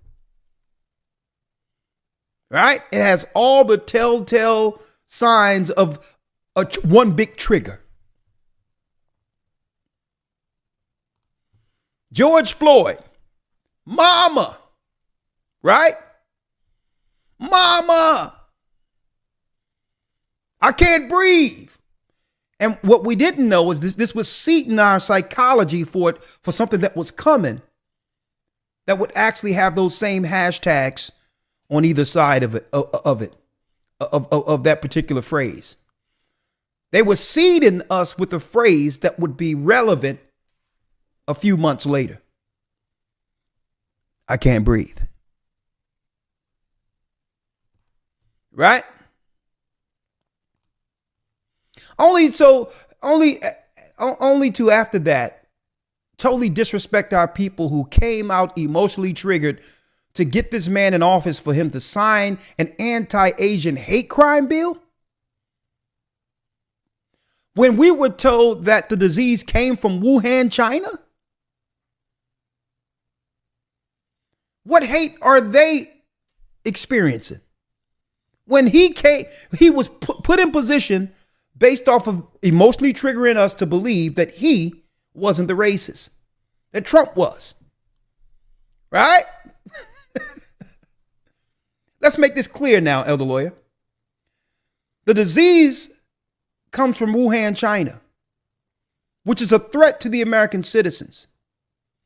Only for after all this to go down, for him to sign a bill to protect Asian people? Interesting, isn't it? After using our emotional vote. And here they go again. Families in disbelief after hundreds of bodies found buried behind Mississippi jail. And I'm looking for them to attach some police to this as a dumping ground for black people. Right? And what you have to look at, folks, what you have to look at, now I look at these things. By who? By Karina Cuevas and Amna Nawas. Why is Karina Cuevas and Amna Nawaz, which is East Indian, why are they so concerned about what happened to black people buried behind a prison? Because you know why? Because when we get triggered here are the black and brown people who are going to benefit.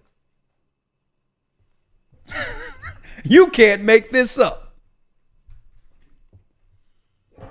You can't make this up. Let me click on her real quick.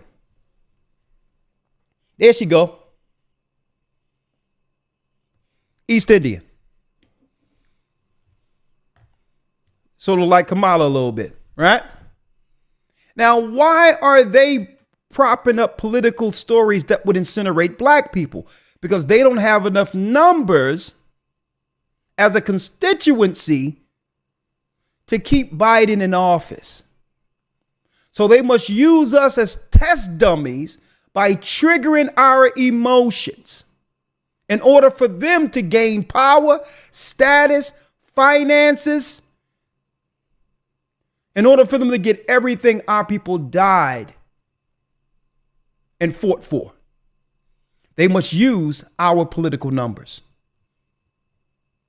So now they're doing the same thing. It's a Central Park 5 on steroids. Yeah, we found some black people buried behind a prison, and let's now tidy it up by connecting it to some white police.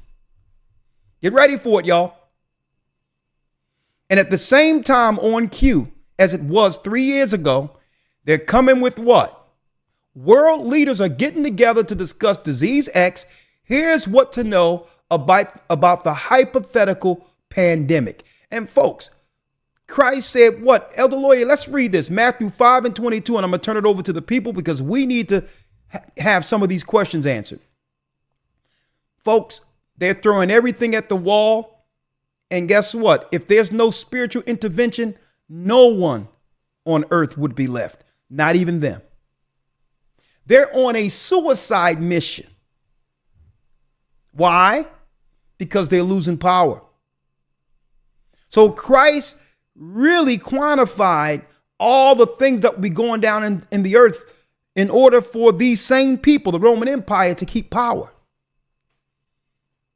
They'd be causing misdirection, wars, and just using other people as pawns to destabilize the awakening so that they can keep power, even at their own peril.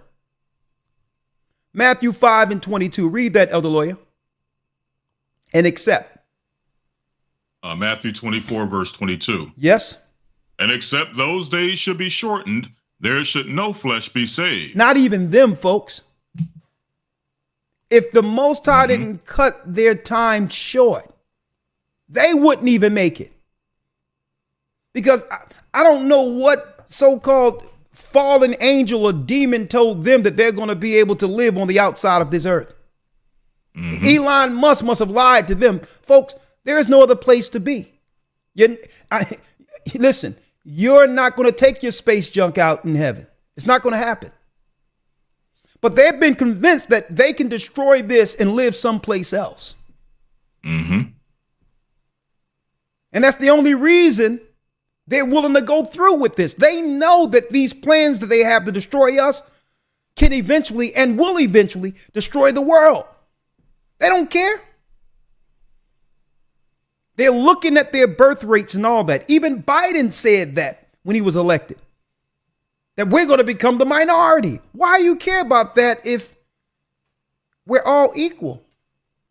And that it's all equitable and doesn't matter what race we are or what color we are. Isn't that what you tell us? So why care that your birth rates are plummeted? Because it's been a lie the whole time. And what's going on? We see what's going on. And except those days should be shortened, there should no flesh be saved. They'll destroy everything, the whole earth, before they allow this prophecy to go forth where Jacob, their little brother, gained power. They'll destroy the earth first. And that's why God says he must intervene. But what? But for the elect's sake, those days shall be shortened. But for the elect's sake, a very choice few who is willing to stand on code in righteousness, for that small number of brothers and sisters who's willing to stand on God, he'll save the world. And he'll cut Esau's time short to do so. That's Christ. Now you see why these people hate Christ? Christ. And guess what, folks? Moses was great. Moses was fantastic. Christ is greater. Everything he rolled out, Elder Lawyer, is going down right now. They're throwing everything at the wall and hope. And guess what, folks? This is for what they're doing, these big job fairs and all these people. They're doing this for self-preservation. They have to do it. What happens when a people come to the understanding that we weren't born to serve other people? Then they're going to look at it and they're going to say, well, who's going to serve? Who's going to prop our country up? Who's going to work for nothing so that we can always gain a profit? Now, when they thought they was Ham, Gentiles, when they thought that we were the chosen people, they were willing to work for crumbs. Now they're asking us for half of our treasury. They're asking us for reparations, and the reparations are due to these people. See? Understand how they work. They're looking at, to them, it's dollars and cents too. And to the degree they're telling these other people they're lazy. Nah. What we're looking at is what you did for the Japanese when you put them in internment camps. We've been here longer than them. We're looking at the money you're giving to Ukraine. We got enough sense to understand that we mean more to this world and this country than the Ukrainians. We're looking at what you're doing to Israel and giving money over there. And they have a standing army with missiles. And we're saying, well, we suffered way longer than something that happened in the 1930s and 40s. And we're starting to look at, and the math isn't mathing, and our people are now saying, well, hold up. It's time to talk. And on top of now speaking right now, strictly not off of emotions, they used to trigger us off of emotions, speaking on the level that the world can understand, that's a threat to them. Especially when our people realize that we are from the lost tribes of Israel. And they really don't like that one, Elder Lawyer. You know why? Because what? The paperwork is out there on what someone who claims to be an Israelite get when it comes to finances. So when you look at dollars and cents, okay, if you're going to give Israelis all this money, how much more should you give an Israelite?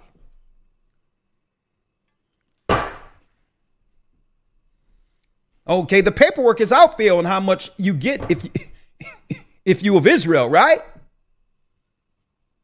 So we're going to talk about this today, right? Here's some of the questions I'm posing, Elder Lawyer, right? Mm-hmm. Let me put it out there real quick, right? Number one.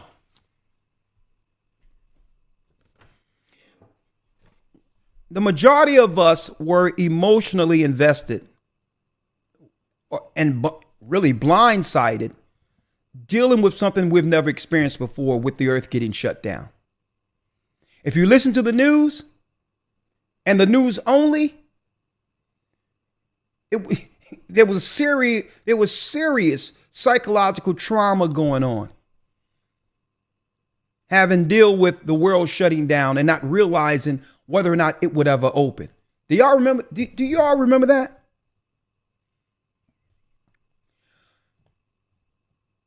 What have you noticed different on this side of the pandemic compared to before the world shut down? That's the first question. Second question.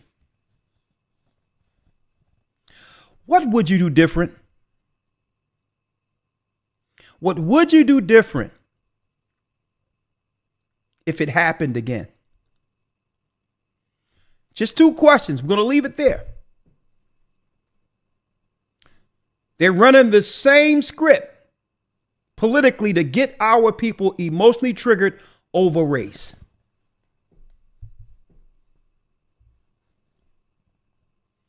They're running the same script. So I have to ask, what have you noticed? I'm not going to stare you. You can go anywhere you want with this, right? Within the boundaries of keeping this channel. Because I didn't even go into the solution they had that would allow everything to open up. You notice I don't have to. What have you noticed differently around you, or whatever the case is now, than before the earth shut down? What would you do different now? What would you do different if the same thing happened again? Now, 515-605-9327. And if this doesn't work right, it's okay. I have a Zoom open for those who would like the Zoom option, okay? I'll call you right back, Elder Lawyer. Yes, sir.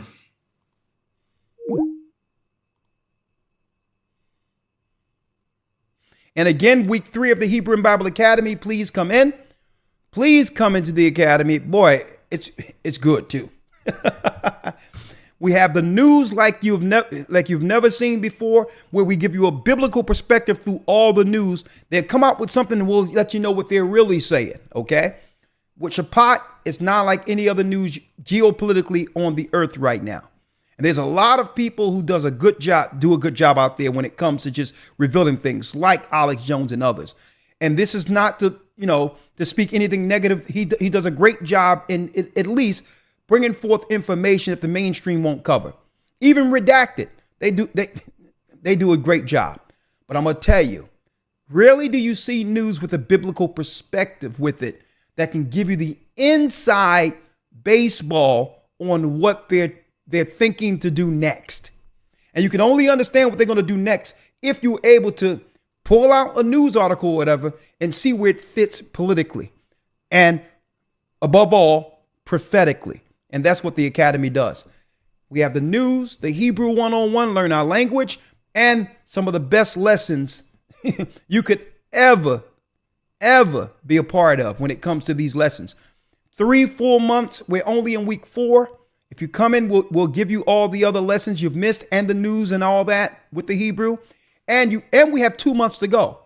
And best believe something may go down within before this academy's done. So you want to be there because, hey, I heard there's some talk out there with something unfolding through something unfolding news-wise after the Super Bowl.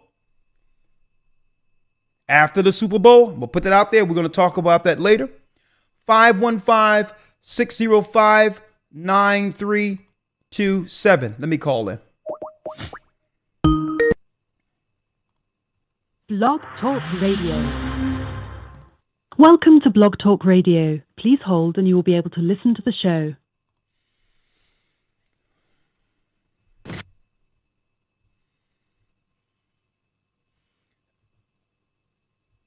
Elder Lawyer, you back? Oh, Elder Lawyer, you back? Yes, sir. Okay. It's up to you whether or not you want to bring in your video, or you can just stay with the audio. That's fine. Okay, let me, okay. Unmuted. I'm unmuted? Unmuted. Okay, I'm unmuted. Okay. All right, let's go. We have Karen has a comment, and we're going to just try to stick within these 2 particular, because, I'm curious to know, right? Especially for those who are really new concerning this teaching. They had everyone out there emotionally invested, and it seems like they were controlling people, right? Through invisible strings by triggering people through fear and emotion. okay, with race and all of that, right? What have you noticed different in the earth after they opened up? How's the world changed from before the earth shut down for you? Give me some insight on that. And the second one, what would you do different if they rolled out the same scenario again? Let's bring people in. Karen has a comment. Yes, Karen. Let me pull her in. Sir, how are you? How you doing, Karen? Bless you. Blessed. I'm with the DMV body, and what I have noticed, sir, is that that there's more crime, there's more lawlessness, and people are still planning like everything's just going to go on as normal, of course. Well, when you say crime, of course, in the inner city where we came up, there was always crime. But how is this out of the norm compared to what we seen coming up? Like, give me some examples of more crime. What do you mean? More crime, like carjacking, more kids or are committing crimes that that are just more heinous. You've got a lot of domestic killings, large amounts of people being killed at one time, and all over the country, actually, which I think is just it's just people are just not the love of many has waxed cold, and it just seems like everyone's out for themselves. That's what I've noticed. I mean, it's actually a bit scary. The one thing that I noticed that have changed a lot since after the pandemic is the fact that I live in a suburban neighborhood, and I was like one of the first people that moved into this new community. Been living here over 7 years now. And at first, it was, Caucasians, and you had your blacks. But now, the whole neighborhood is foreigners, East Indians, Africans, Afghans. I mean, the whole neighborhood is just it's taken over. I mean, you see them now and walking down the sidewalks and everything. That's what I've noticed in my neighborhood. And the other thing, what was the other question that you said? Well, the first one was, what would you do different? What would you do differently compared to what happened before, when it was just the shock of it all? What would you do different now? What would you do different now if it happened the same way? I would not be fearful. I would not be as fearful as I was before.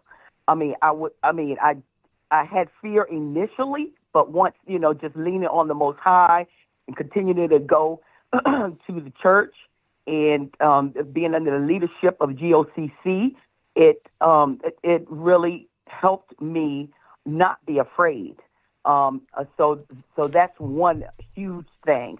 I would also reach out to my family members to let them know, what this really was. A lot of my family members regretted taking, the medicine. The juice. Because we call it the juice around here. The juice. Juice, because hindsight 2020. They're like, in everything you said, Elder, that was their excuse. My job, made me do it. Hey, sister, I need you, on that point, though. You see how when you do things out of fear, and at the end of the day, what you were trying to protect, you will lose anyway. Everyone was doing it for their jobs, and that's what I wanted to show, the irony in this. Now, You did it for your job, but now all these people they're bringing in is to take your jobs anyway. Exactly. Right? That's the irony of it. But go on. Yes, sir. Yeah, and then, just looking at, what's going on in New York and Chicago and all these people coming here and they're expecting, stuff that, that we never even got. We never, ever got any of, somebody give us $3,000 to come to it. We, as a people. Yeah. They are our brothers, yes, but, it just seems like a setup to me. Something's not right. Yeah, it's not right, but we're in a good place now. Someone just said, and that's I'm glad. Who's that? Big Jerk Face 78 made a good point. He said, Big Jerk Face 78. I don't like the name, but he want to call himself that.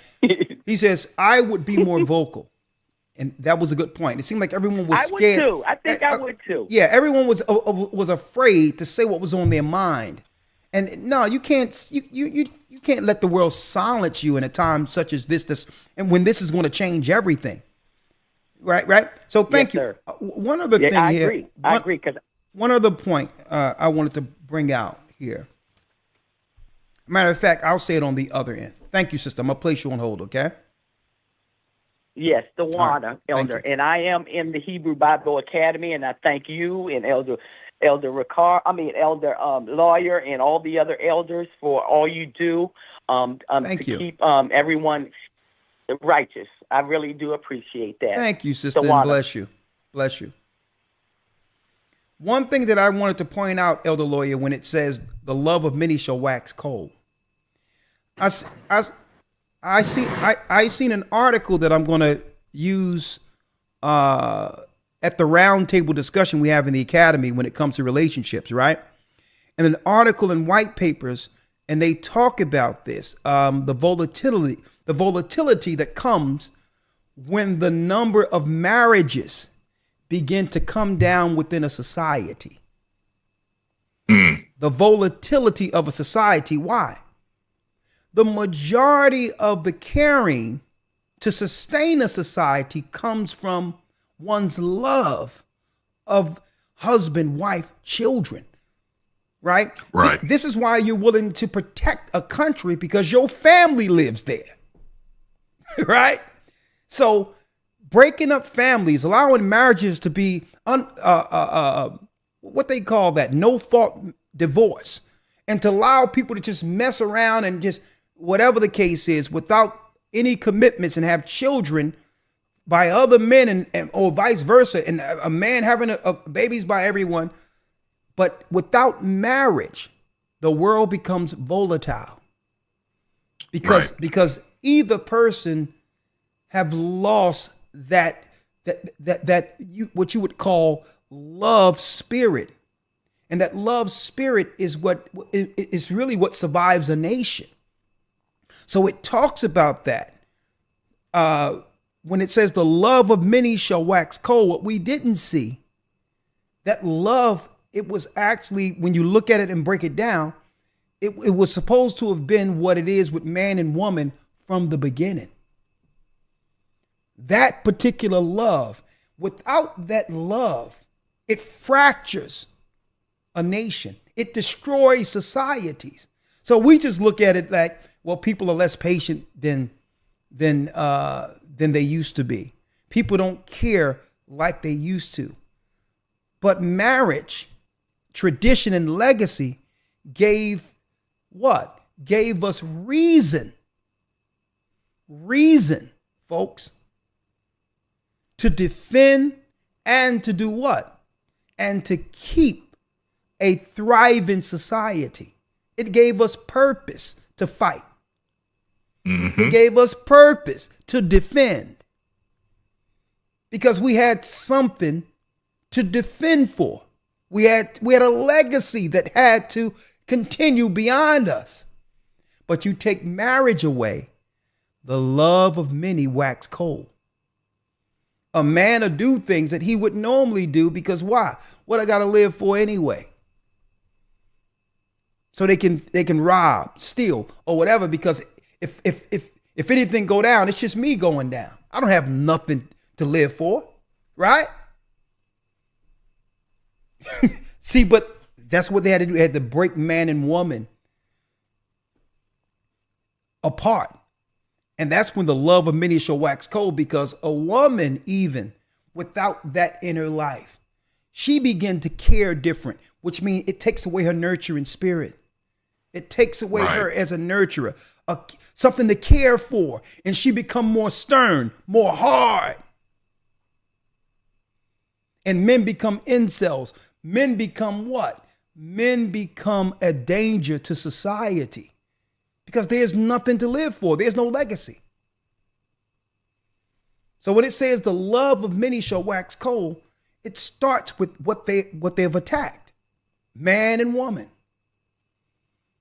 You understand? And what I want to do, Elder Lawyer, and I got some people reaching out, and I'm going to have Cynthia. I'm going to try to get Cynthia G on. I'm going to try to get another brother from the Passport Bros on, and it's going to be like for the first 15, 20 minutes, go. Why is it? What happened to us? This is where we were as a people.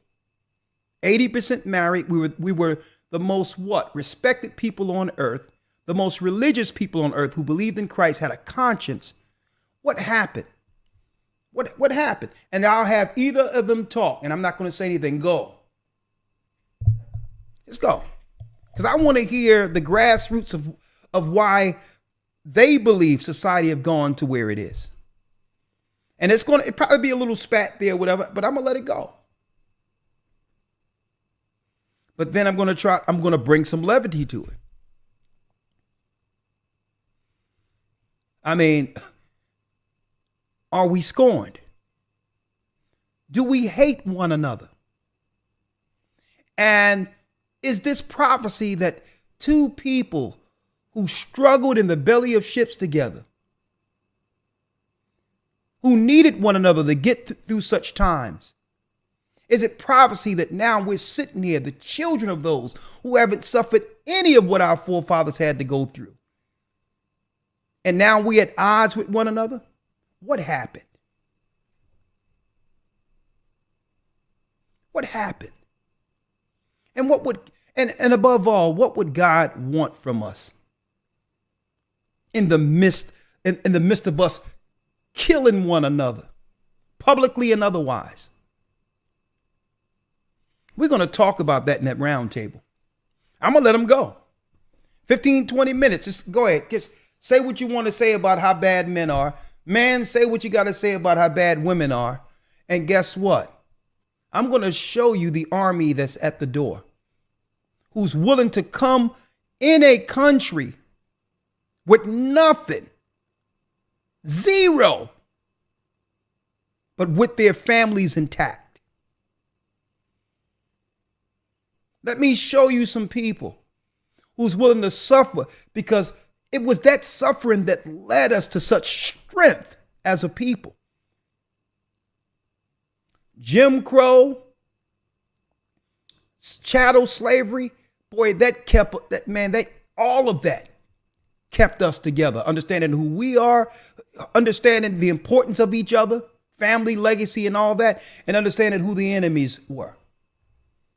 And now you got another people that are suffering who's willing to deal with that suffering together and do what? They're willing to march on dangerous paths to find America with their families intact while we fighting one another. Because what? You got it, folks. That struggle is keeping people together. That struggle together is keeping them because there's a hope for something greater if they stick together. And that's what we've lost as a people. That's what America lost. Right? So I'm not going to be there to scorn someone. I'm not going to say, well, you right, you wrong. Go ahead, have it out. Now, what are you going to do about the enemy at the door? What are you going to do about getting fully financially decimated while they are paying other nations like mercenaries to do what? To dissolve us out of society. While you're arguing, while we're coming against one another, the replacements are here. What are we going to do about this? Right? Let's go down the line. Down the line, 224 area code. Hey, Shalom, brother. How you doing, sir? Your name? This is Brother Jacob. Can you put it on pause? Brother who? Yes, sir. Brother Jacob. Okay, Yaiquab, how are you? The floor is yours. I'm on. Yes, sir. You said Eve was the first witch. Do you have any proof of this? Any books? What, Eve was the first?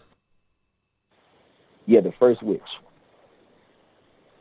When I say the first witch, you have to understand the tenets of a witch. The witch is one who would give the potion to the innocent.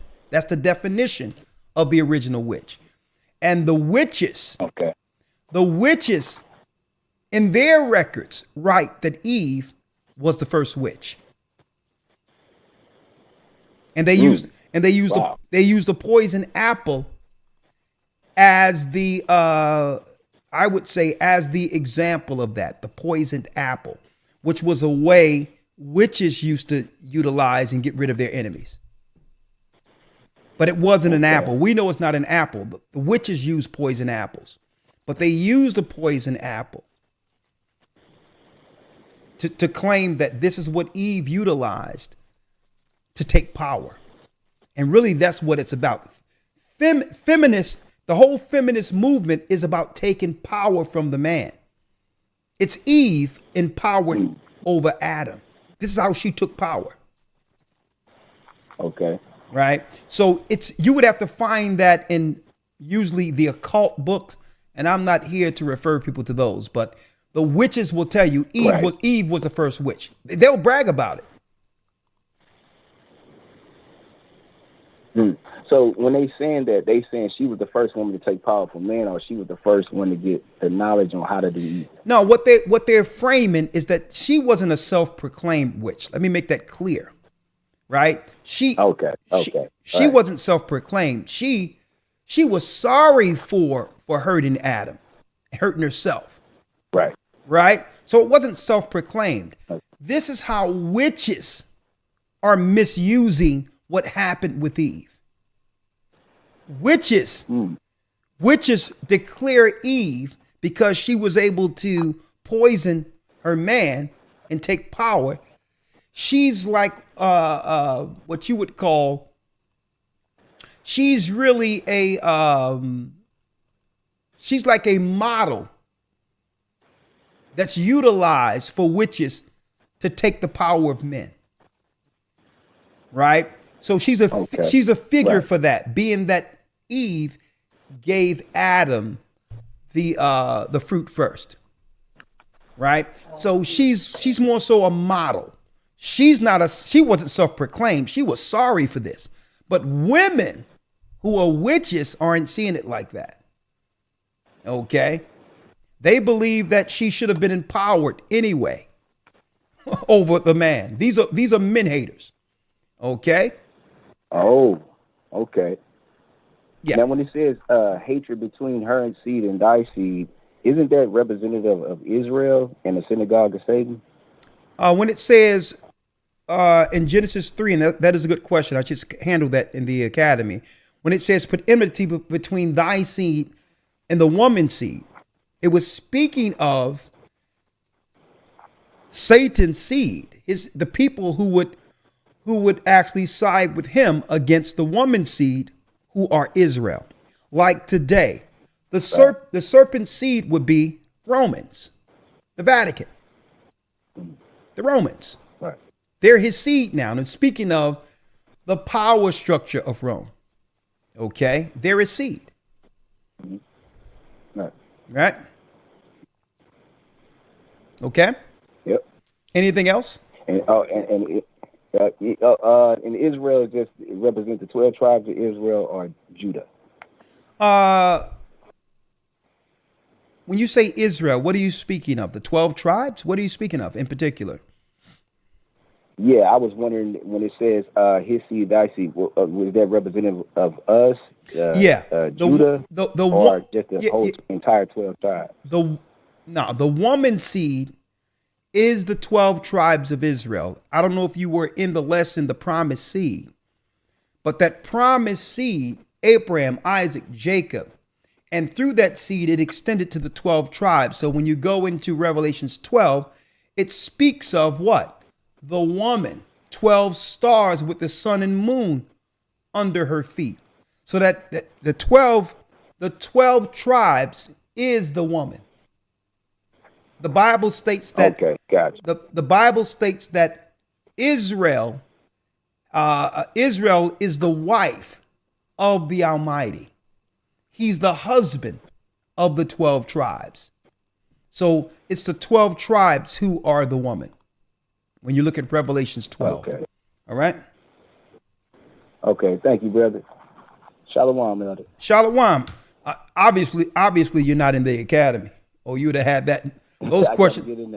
Those questions were answered actually last week, but it's all good. You got it in detail. All right. All right. My brother. Shalom. Hold on. All right. I'm going to see if I can, while I'm getting these calls together, I'm going to see if there's an option to drop the Zoom real quick. Hold on. See if there's an option to at least drop the Zoom. Okay, yeah. I'm connecting now. Hold on. Join with computer. All right. Let's see here. That's the speaker and microphone. All right, one moment.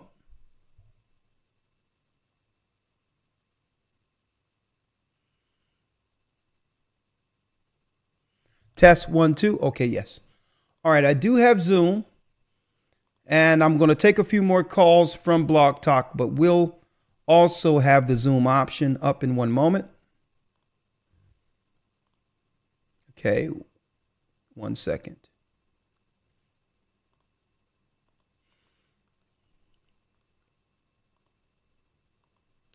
Okay, I have that there.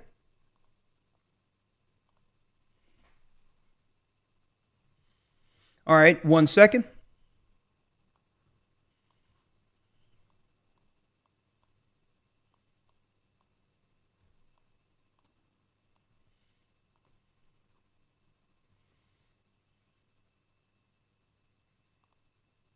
All right, we're going to take some Zoom calls and some more Blog Talk calls in a moment.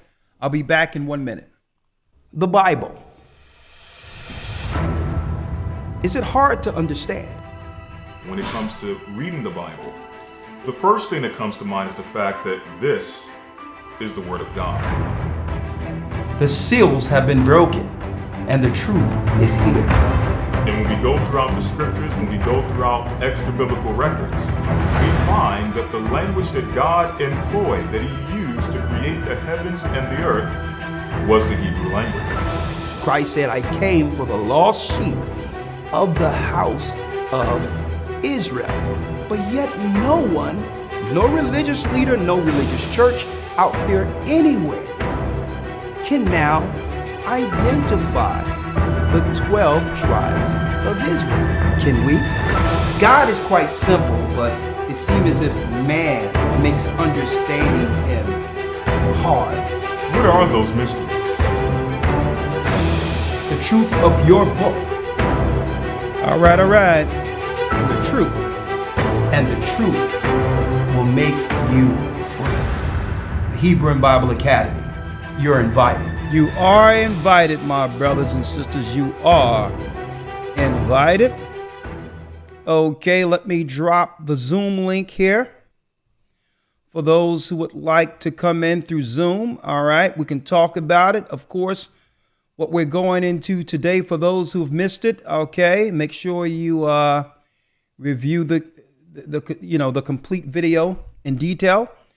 How has life changed since the pandemic? Number one, what would you do different if it happened again? Or that's number two, actually. What have you noticed different since they opened things up after the pandemic around you? What have you noticed different since then?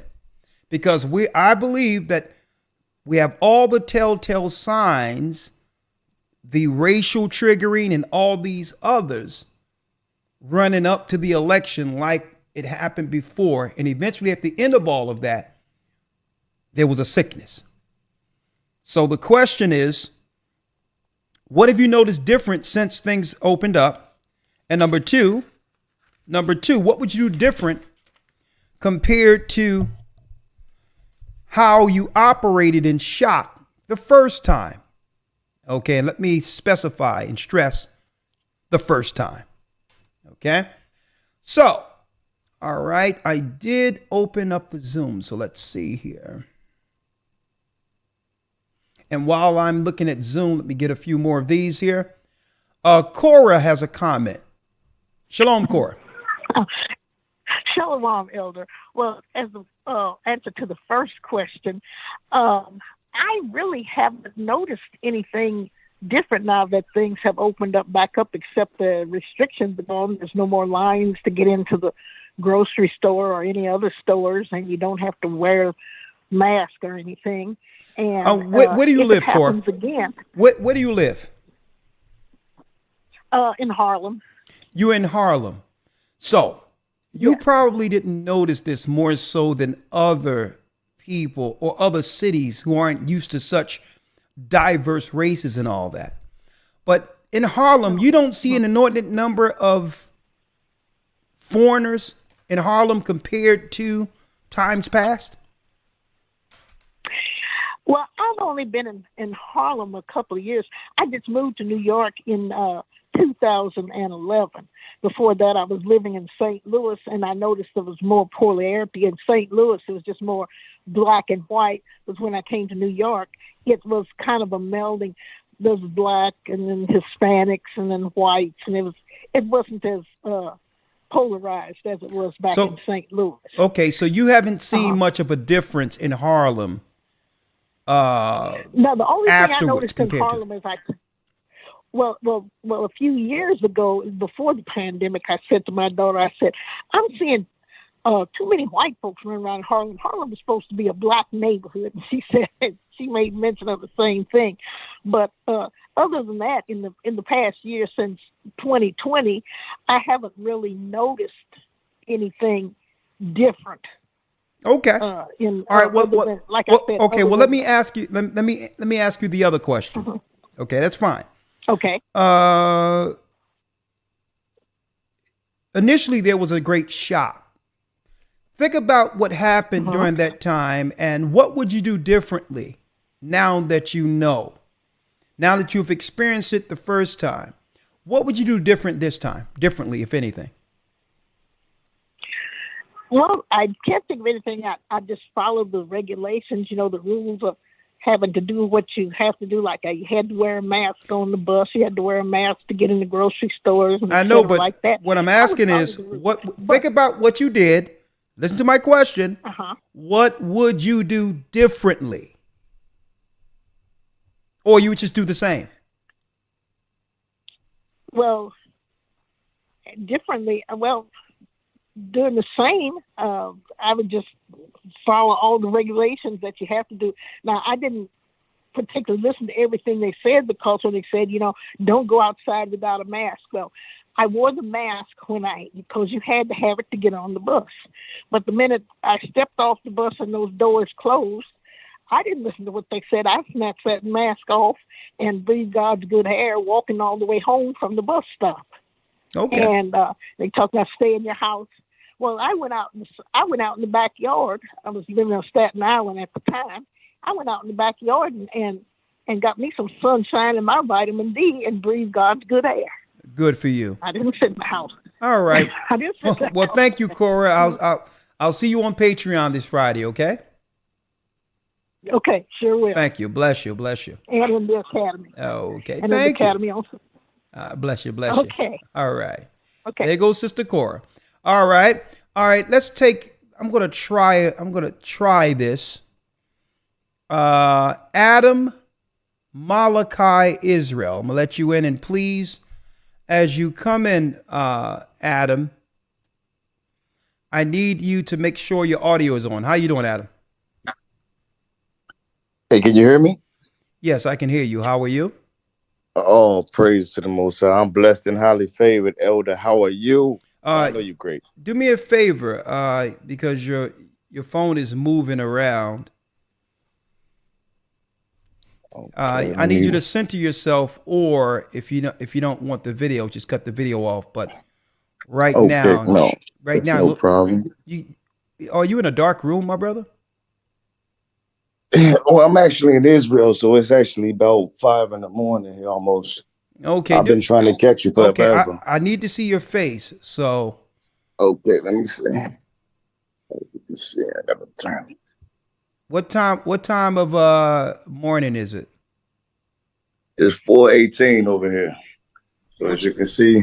What you doing in Israel? I'm the first American asylum seeker in Israel, Elder.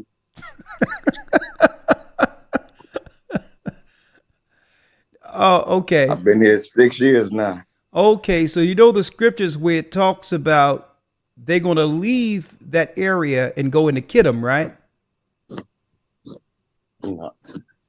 What's to that scripture about what you say I got going on? What's going on is the people that are there that know what's happening, what's about to happen, will leave Israel. The 6 million is also a prophetic prophecy. Self-fulfilled. Elder, what I wanted to do was share with you actually, it's a lot going on over here that, from the outside looking in, it's really not a truthful narrative. I've been in this land. But listen to what I'm saying, I need to know that you're hearing and responding to what I'm saying so understand this. I ask you a question. I'd rather you answer that. And then if you want to talk about something else, I'll listen. Is that fine? That's fine. All right. Do you know the prophecy of them leaving Israel, the diplomats, because there's a war coming there? Do you know that prophecy? Will you get that from Ezekiel? Yes. Yes, I'm familiar with that prophecy. Okay, so if that prophecy go down, how are you going to navigate living in Israel when the diplomats are going to leave there, knowing that 6 million will probably die there in the war to come? Well, that's what I wanted to tell you, Elder. Okay. All right. Okay, you're answering that. Okay. All right. You can center yourself. Go ahead. Yeah, absolutely. I didn't know that you can actually see me because I can't actually see you or whatnot. I didn't even know. It's my first time doing this. I've been trying to contact you for quite a long time. When I was in Chicago, I brought you a mathematical revelation according to the 364 time to show proof that the actual time is 364 according to a mathematical revelation that the Father showed the divine mathematical sequence that proves that. So I came here into the land of Israel seeking equal parts night and day to see that it was actually a physical event that you can actually observe. And so 6 years here in the land, I've been able to show that. So on my Facebook page, I've shown equal parts night and day here in the land according to the time as instructed. Okay, hey, brother, listen, because you're not under the. Okay, I'm sorry about that. I'm not going to go into. I don't want to expound on all that. Brother, it's okay. Let me roll out the guidelines because I haven't done so. Okay, I never met you. Right. And the last thing I'm going to do is allow this platform to become advertisement for something that might be against what we teach here. Oh, that's fine, Elder. I'm sorry about that. I really wanted to just talk to you in private because I didn't want to get on your platform and to talk about a lot of things that you might not want to be heard publicly because I I've been trying to get to you for years, and I'm just so happy. I prayed to the Father to get through. I've been struggling, Skyping. I've been downloading all these apps while you've been talking just to get this conversation. And for the first time, the Father let me get through. Okay, so, well, if there's something you want to convey without some doctrinal spat here, what would you? I don't have no. No, I'm just saying it can come off that way. What I'm saying is, you're saying some 364, brother. We've been teaching the time and all that from the beginning. So if you just hear me out, it'll be all good. Okay. All you got to do is, you see, I'm a brother of peace. I don't got no agenda. I don't got no nothing. All right, let's do this. I got nothing but love, brother. Let's do this. All right. I'm going to give you, call this number, 215-253-4448. You see, the problem is I can only call through WhatsApp. I'm over in Israel. I got an Israeli number, so I just had to scramble to get on this Zoom. That was the best option I had right now. All right, let's do this. You send me an email, gatheringas1, the number 1 at AOL.com. Say that you're Adam Malachi Israel, and that you were on Zoom, and I'll call you tomorrow.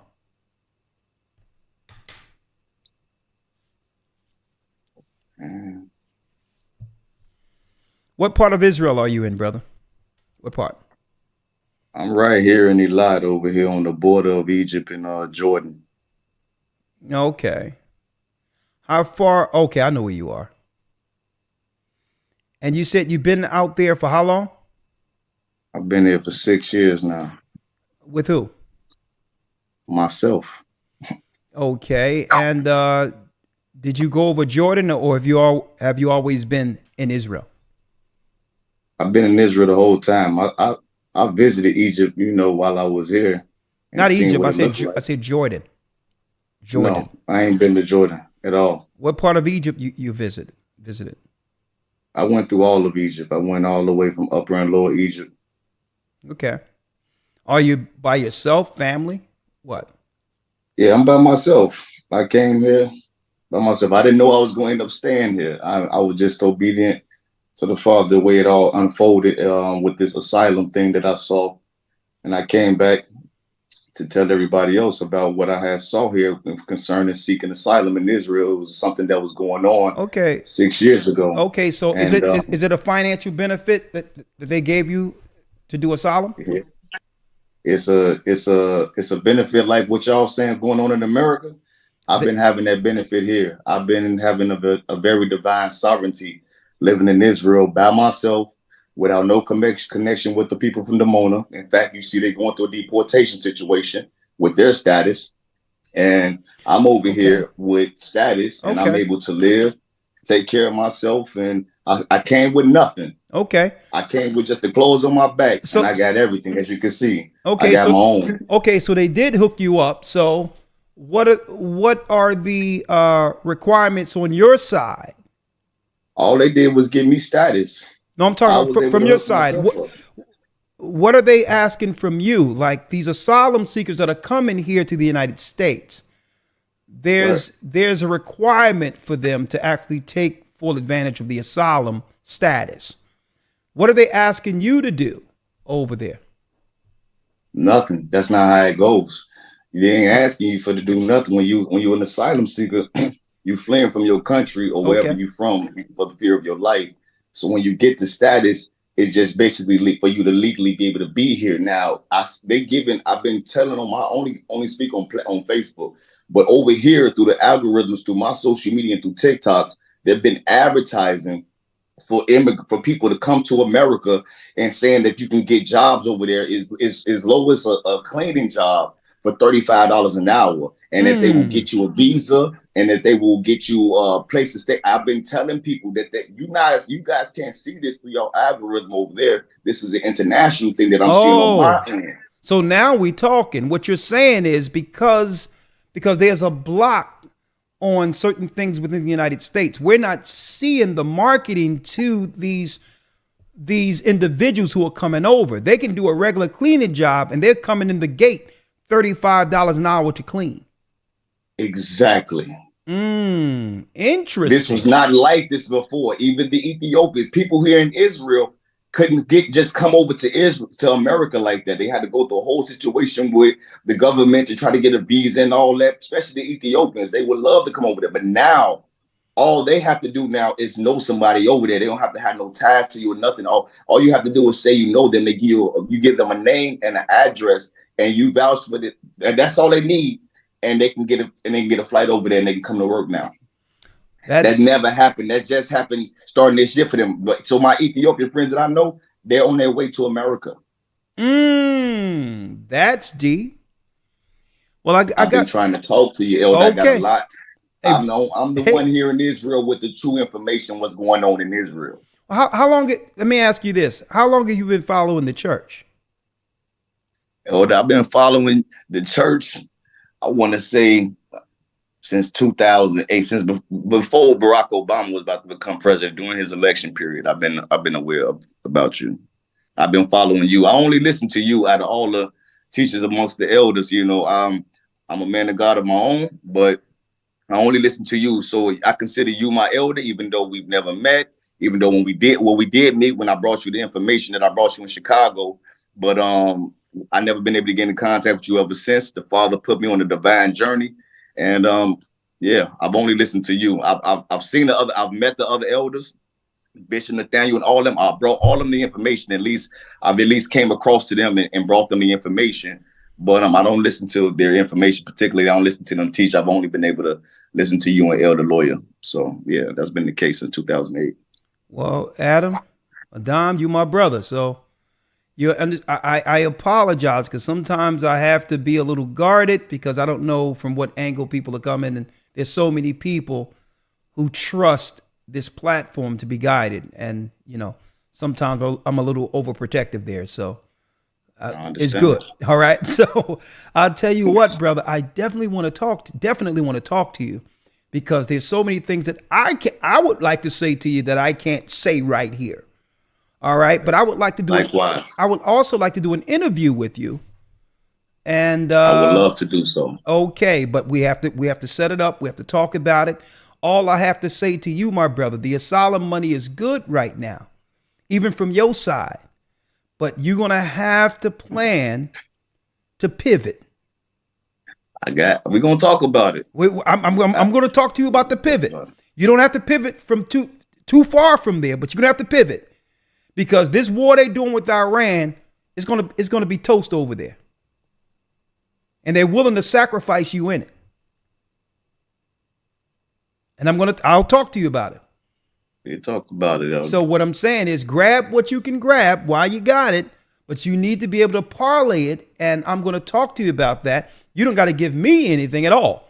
I'm gonna tell you if you're gonna get something, this is where you gotta go to get it with what you have. Well, I'm already rich, Elder. So the money ain't never been an option. It ain't never been an issue. It's been a divine calling for me. That's really been the situation the whole time.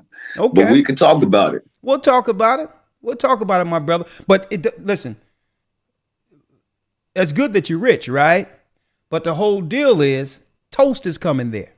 So we got to talk about you pivoting regardless of what you have. All right. Well, I'm living by Psalms 91 over here, Elder. Right, I got videos of missiles flying over my head and people where they running, and I'm showing the video footage of it flying over my head. So I know that they're gonna hit and land, but I'm gonna be watching on both sides of me why it happened, and they're gonna touch this man of God right here, Elder. I'm pretty confident in that. Well, brother, listen, I know you have the faith, but hey, one of the laws is you cannot tempt the Almighty. So I know you have faith. It's all good. I'm just saying. We need to talk, Elder. We just need to talk. We need to talk. I just want to share with you the information the Father's given me. It's a wealth of information. I got a lot of experience. Like I say, when it comes down to Israel, I've been here in the land. I know the people. I've done things that none of our people have done. That even from Damona, they know who I am and what I've done. They think I'm a federal agent. They've accused me of working with the government because of what I've done here in the land. Hey, listen. Literally. Hey, brother, ain't the first time I heard that. Right now, we're really on the same part. Last I heard, I'm a CIA agent, right? Me and my whole family. right? So when you don't got the spirit of God on you, you can't discern a man of God, and that's the situation that I'm dealing with. Listen, and my thing is, hey, if I'm working for the government, I'm doing a lousy job. I'll tell you. I'm trying to tell you. I'm trying to tell you that's how I feel about it. And listen. I should have been fired a long time ago. Man, can Satan cast out? No justice. Can Satan cast out Satan? Listen, brother, we're gonna talk. Go ahead. Send an email to me, gatheringas1 You have my word. We have a conversation tomorrow, and you stay safe while you're there, brother. You stay safe there. Gatheringas1 The number 1. Okay, number at AOL.com. Adam Malachi Israel. Just title it that. I'm going to make sure I reach out to you. I'll find a way to get to you. All right. I appreciate it, Elder. It's a blessing talking to you. Peace and blessing to the family, everybody. Have a peace and blessing. Hey, look at this, boy. The Most High doing what he do, ain't it? Bless you, my brother. Absolutely. I'm telling you. And listen, bless. let me tell you, I know the Most High has shown you some things, because I'm going to tell you this before you go. The closer you get to the east, the more insight comes spiritually. Like the calendar, all these things that we got is while we were near where you are. It's like we're closer to that spirit that, that have always enlightened the children of Israel. Like it's like you're right there. And the information that comes is just, it resonates to a degree where it's true. It's right. So I know you on a journey, brother. I know the Most High have you, right? And I'm not going to doubt that, but there's a reason we're talking. All right? Absolutely. I prayed for it to happen, and we're here. So the Father is working. He's doing some powerful things, Elder. We're going to talk about it. There's just a lot going on. And, you won't understand it until we have a good conversation and talk about it. All right. Well, bless you, brother. I'm going to speak to you tomorrow. All right, Elder. Have a blessing. Get ready. Shalom. I can't wait to see you. Likewise. I believe at the end of this, we're going to be side by side swinging swords. I truly believe it. All right. Truly believe. Yes, sir. All right. My brother, bless you. Bless you. All right. All right. Look at that there. All right, you can let yourself out, brother, and I'll bring the next person in. I'm trying to do it now. I ain't never did it before. Did I just press leave or something? No, I'll do it for you. Don't worry about it. I'll do it. Bless you.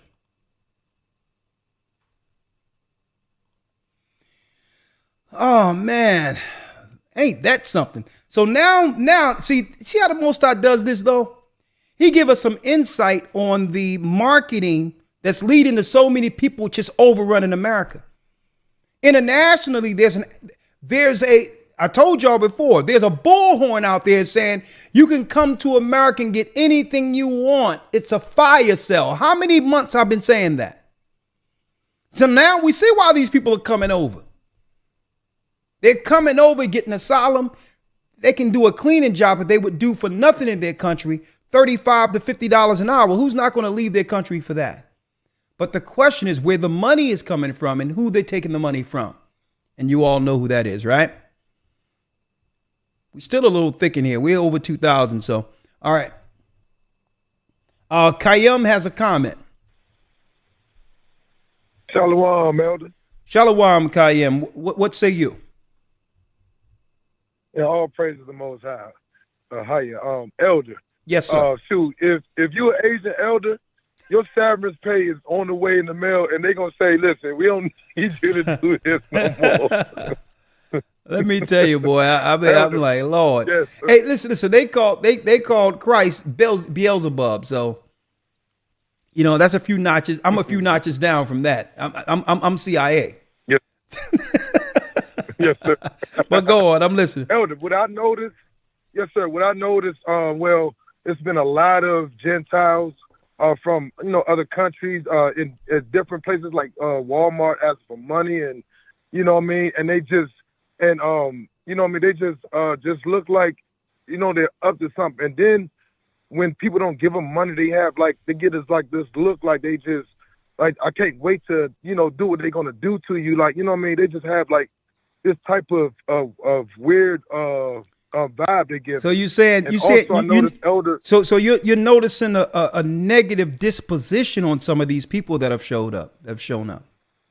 Yes, sir. Yes, sir. It's like they ask for money. Then when people don't give them none, they got this look in there, and you could just feel a spirit on them that they have some type of hate for just the people here. Period. No matter, you know what I mean. They just have a hate.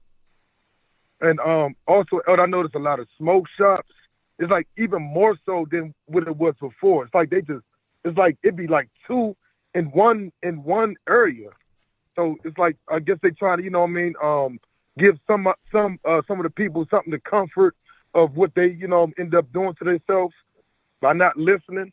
Also, Elder, I noticed a lot of funny light poles, meaning the five things. You talking about those purple lights? Those purple lights. Yes, sir. Interesting. Yes, sir. I noticed a lot of them. Yes, sir. And Elder, I know. Now let me ask you this, sir. because you telling me all you noticed, but you know I got to get right to it, right? I need to ask you because we got a lot of people lined up in a few videos too. Let me ask you. There was an initial shock when everything shut down. I don't know how long you've been in this, but when it all happened, many people were making decisions strictly off of fear, shock, jobs, whatever the case might be.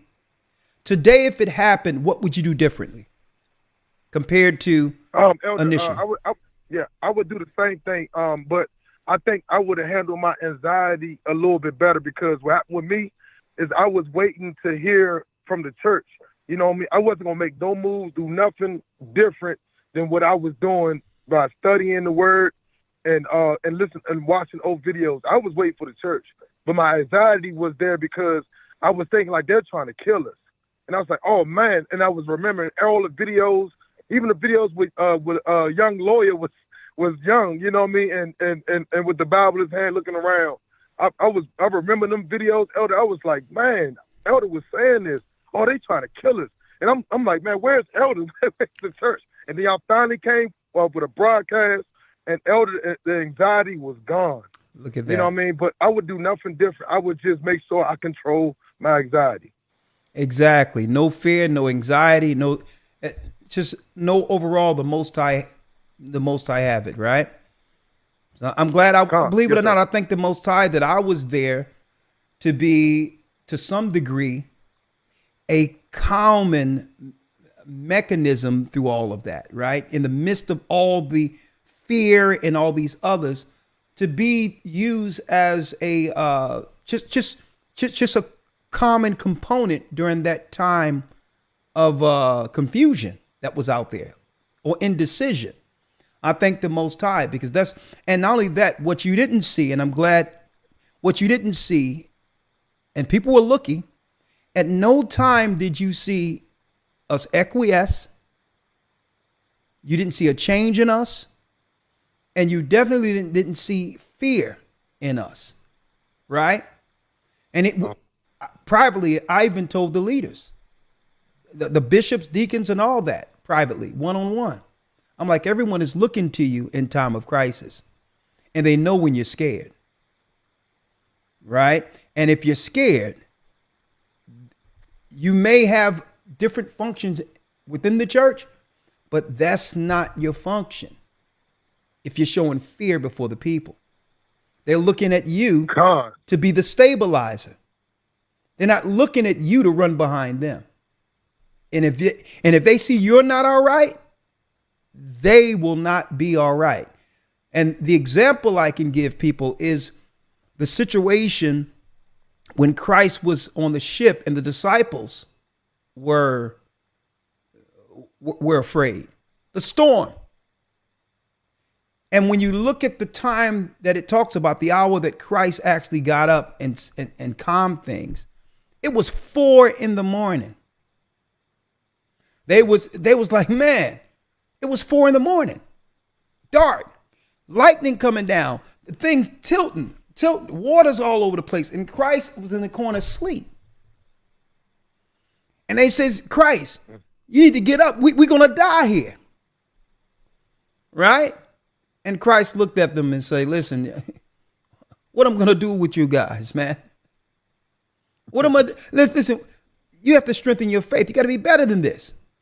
And he looked up and calmed the waters and calmed the storm. Right? And the example of that is what?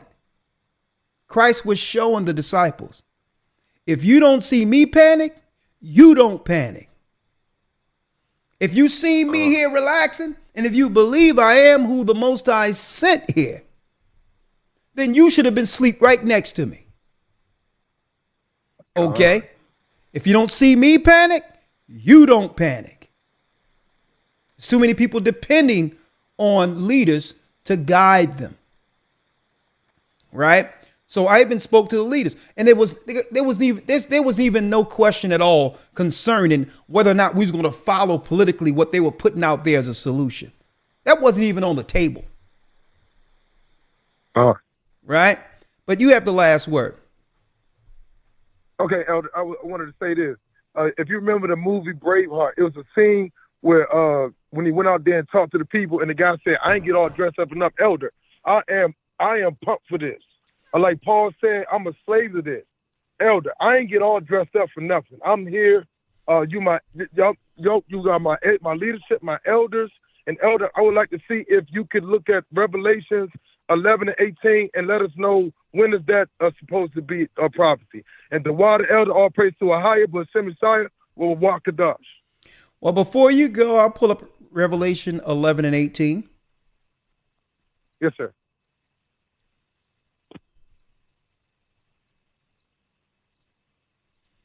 So you're getting specific. You're asking when. Yes, sir. And the nations were angry, and thy wrath is come, and the time of the dead that they should be judged, and that they should give reward unto the servants of the prophets and to the saints, and them that fear thy name, small, great, and shouldest destroy them which destroy the earth. What are you asking here?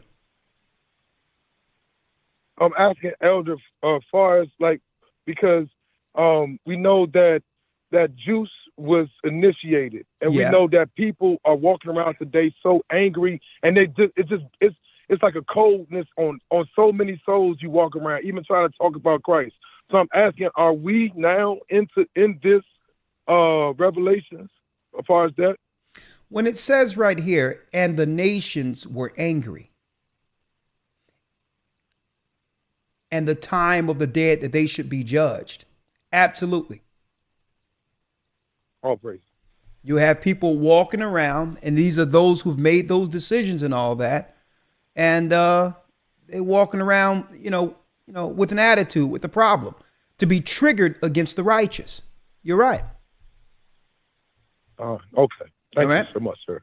You're welcome. Bless you. Yes, sir. Water. Yes, sir. Bless you. Mm-hmm. I'll place you on hold. Yes, yeah, you got people running around mad for no reason. Right? And they have a reason, That juice has many, I would say, components to it. Right? That juice has many things to it. Amber Mathis. Okay. Amber Mathis.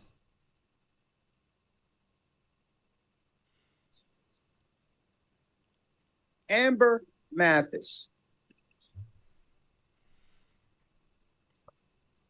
Hi, Elder. How you doing? Turn me off in the background, please, Amber. Okay. Am I turned off? Hold on. Hi, Elder. How you doing?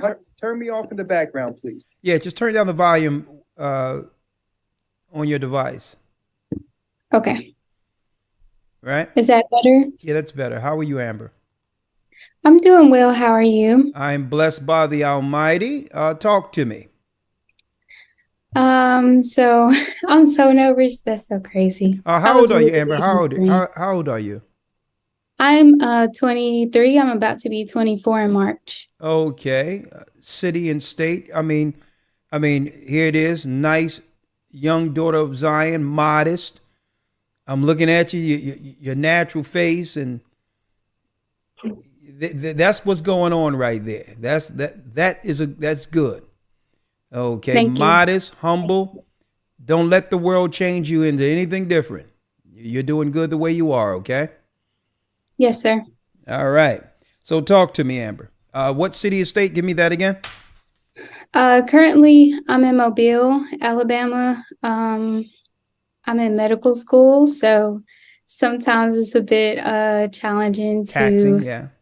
yeah. And also on Sabbath, when you were like, they put our sisters in white coats and pat them on the head. I was like, dang. Sister, that was generally speaking. I'm not speaking. Listen, if you got a job to do your job, but how did that make you feel? Why did you feel what? Ashamed? Is that Not necessarily ashamed, but I will say that what you say is true, because in medical school, there's not many Black men that are accepted, mainly Black women. And so I do see that a lot. And why do you think that is? Honestly, I don't know. Most of the people that get accepted into the school that I'm in get accepted through a pipeline program, but now that they've done away with like affirmative action, there's not many people that will probably get accepted. So they're trying to move around and pivot to get more people in. Typically, each class is about 10% Black, and the rest, everyone else. Everyone else is probably majority white. Asian. We do have East some Indian. Asians, East Indians, yes, sir. And the Black man is extinct. We have 2 Black men in our class of 77 Of the nurses? of medical school. Okay, medical school. Is that doctor, nurses, what? Yes, sir. It's to become a doctor. Okay, great. So you are actually in school to become a doctor? Yes, sir. I'm a second year medical student. Well, sister, do your thing. Don't get frustrated. Don't Yes, don't sir. worry about it. You're doing a good job. We need some people on the inside who can actually do what you do. Okay, you'll come in with the Most High training you for. I told my son the same thing. He says, "Dad," my son, he was in Penn State, and he was telling me, "Dad, they talking about some stuff about about Zoroastrian studies and all these other things." I'm like, "Son, listen, throw that crap out.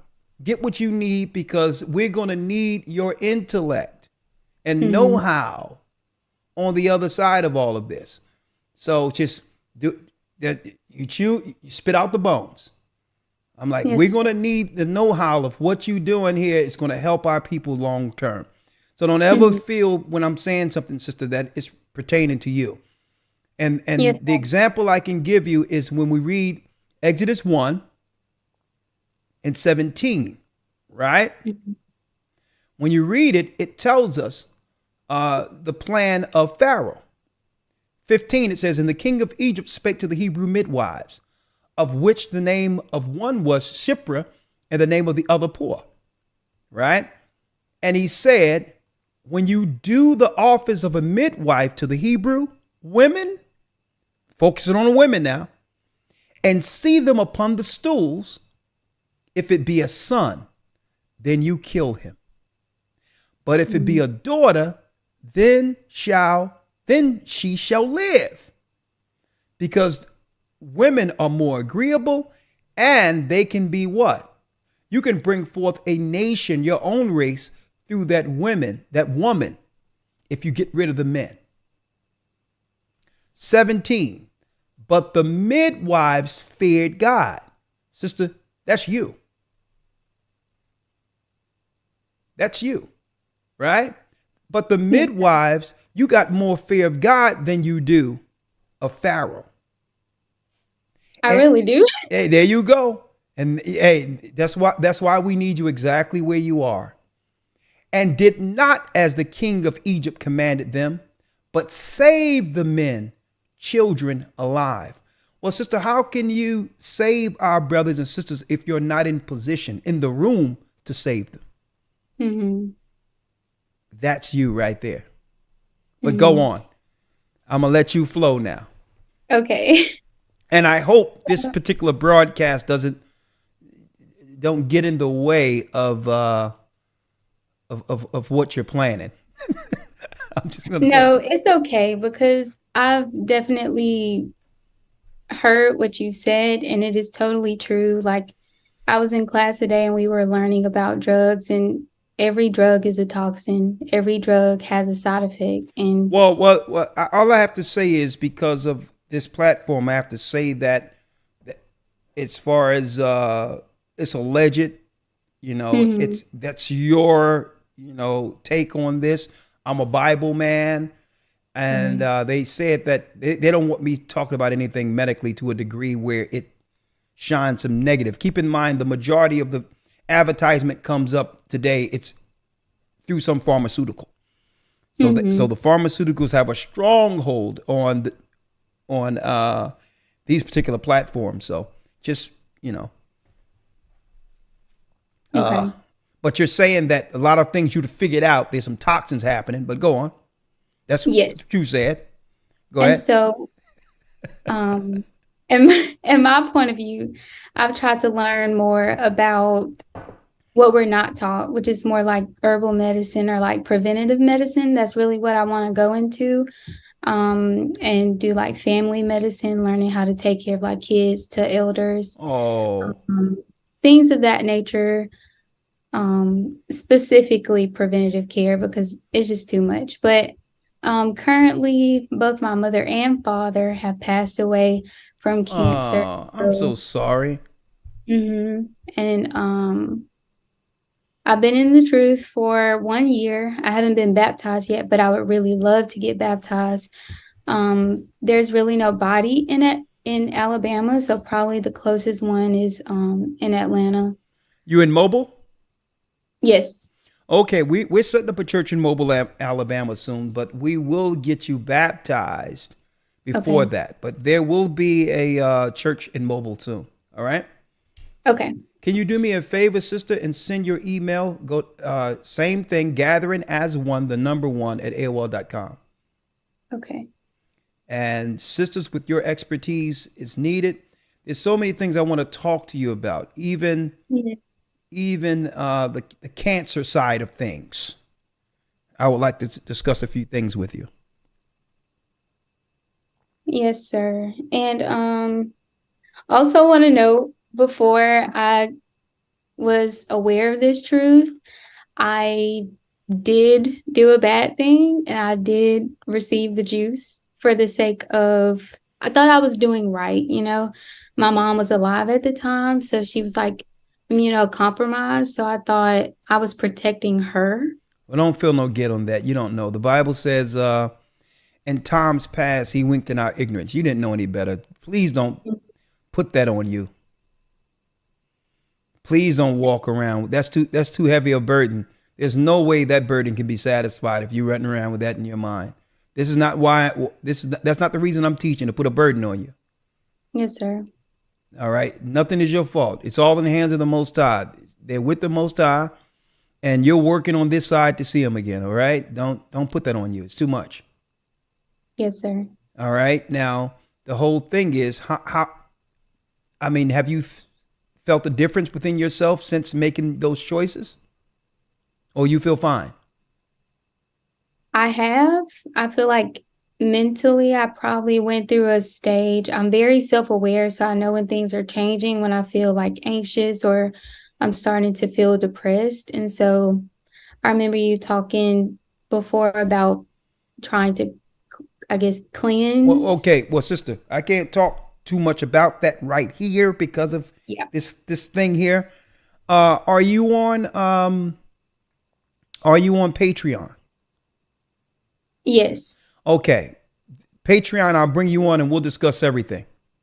Okay. This Friday, I'll bring you on first. We'll discuss everything. But in the meantime, send an email, gathering as one, the number one at AOL.com, so we can connect you with the body help strengthen you, and know that you're not alone, sister. And I'm going to personally put out a prayer for you, and help you through whatever choices you've made. Don't worry about it. I mean, I know right now you feel alone in this world, but sister, you have us. Okay? Thank you. All right? Bless you. This Friday, don't forget, okay? Yes, sir. Thank you, Amber. Bless you. Thank you. That's a blessed daughter of Zion. A blessed daughter of Zion. I think we need to, we're going to continue this conversation, pick it up from where we left off today. And we're going to continue this conversation going into Patreon. How has life changed since the pandemic? Part 2 on Patreon this coming. I'll start on YouTube and segue to Patreon this Friday. Stuart has a comment. Stuart.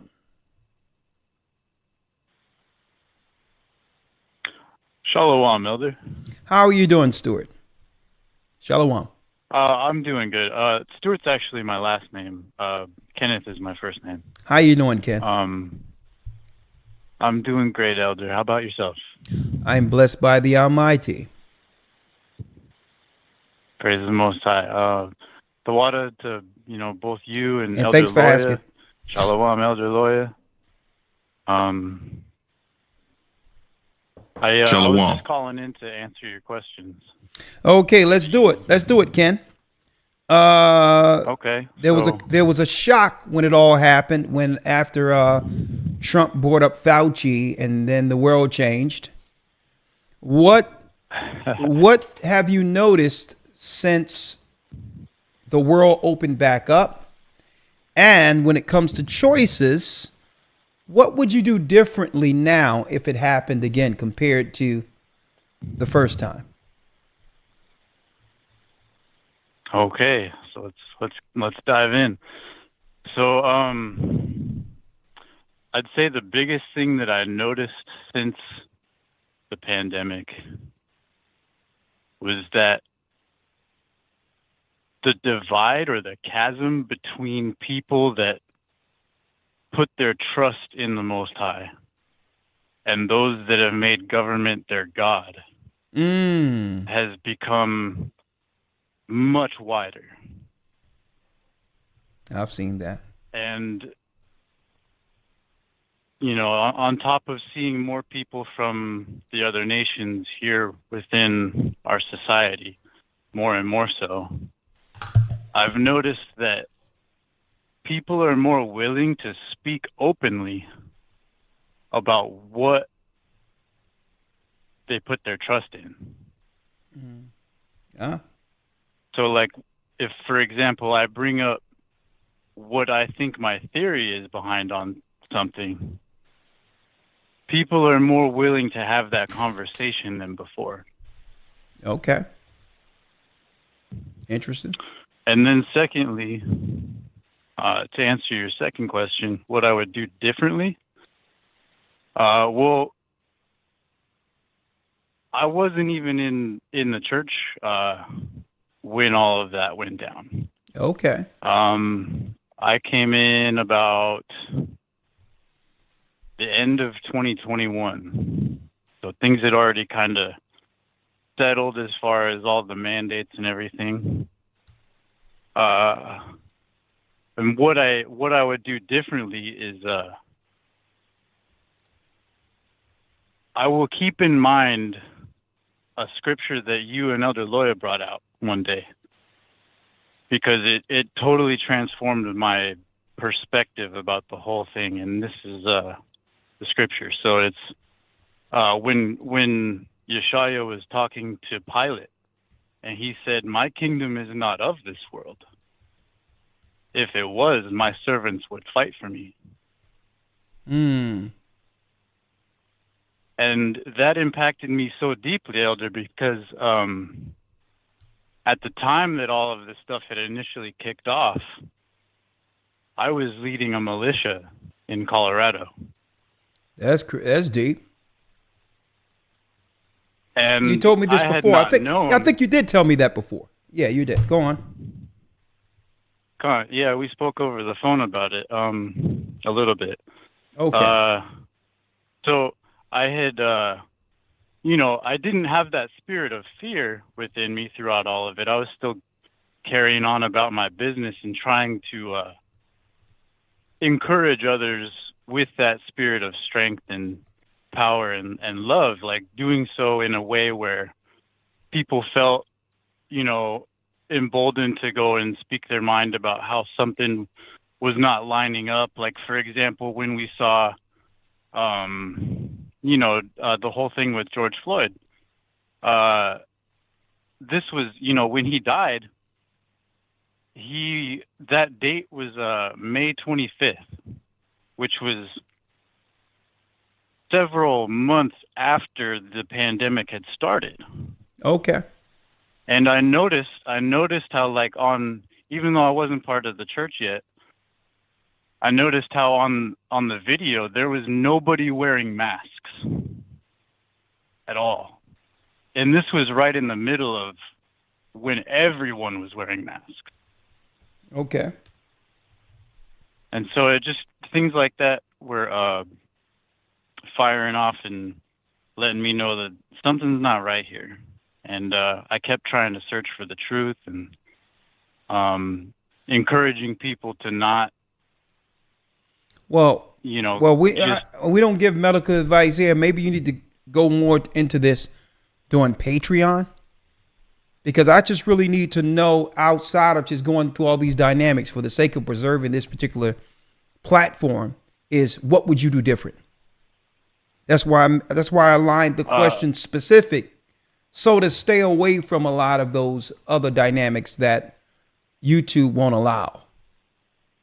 Right? Like for instance, everyone else was going one way, and some people were influenced to do something against their conscience, being persuaded by other people. Right? Maybe if it happened again, they would stick with their conscience and stand 10 toes down, regardless of what people around them are saying. Like, that's a good example. One other thing I wanted to say real quick is the fact that what I noticed out of this, and I don't know if it's a direct effect from those who've been juiced, is that I've found that people that I've noticed, especially those who chose to do that, they lie with a straight face. I've noticed this. They lie without conscience. It's as if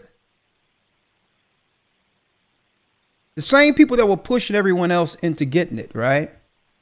It's as if they are ashamed at this point, now that they see how things unfolded, and will flat out lie concerning how they were operating during that time, or whether or not they actually chose to do that. You have people who did it, and they'll sit and lie in your face and say, "Oh no, I didn't take it."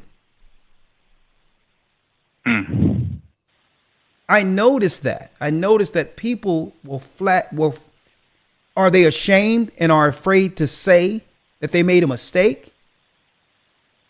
And I'm talking about people everywhere are out straight lying. And you remember these people during that. And that's how you know it must be something psychological, because they are acting as if you didn't see them or hear them.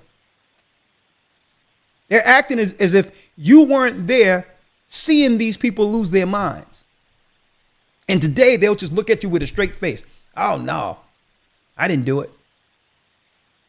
That's what I'm noticing. I'm noticing that a lot of people have become just straight liars. Right? And on top of that, and I think some of that is out of shame. And they don't want to accept the guilt that comes with if they told someone else to do something who didn't make it. You see how I'm able to generally speak around it, but still you understand what I'm saying? Absolutely. Yes, Yeah, sir. but that's what I noticed, brother. I noticed that it's a lot of liars came out of this.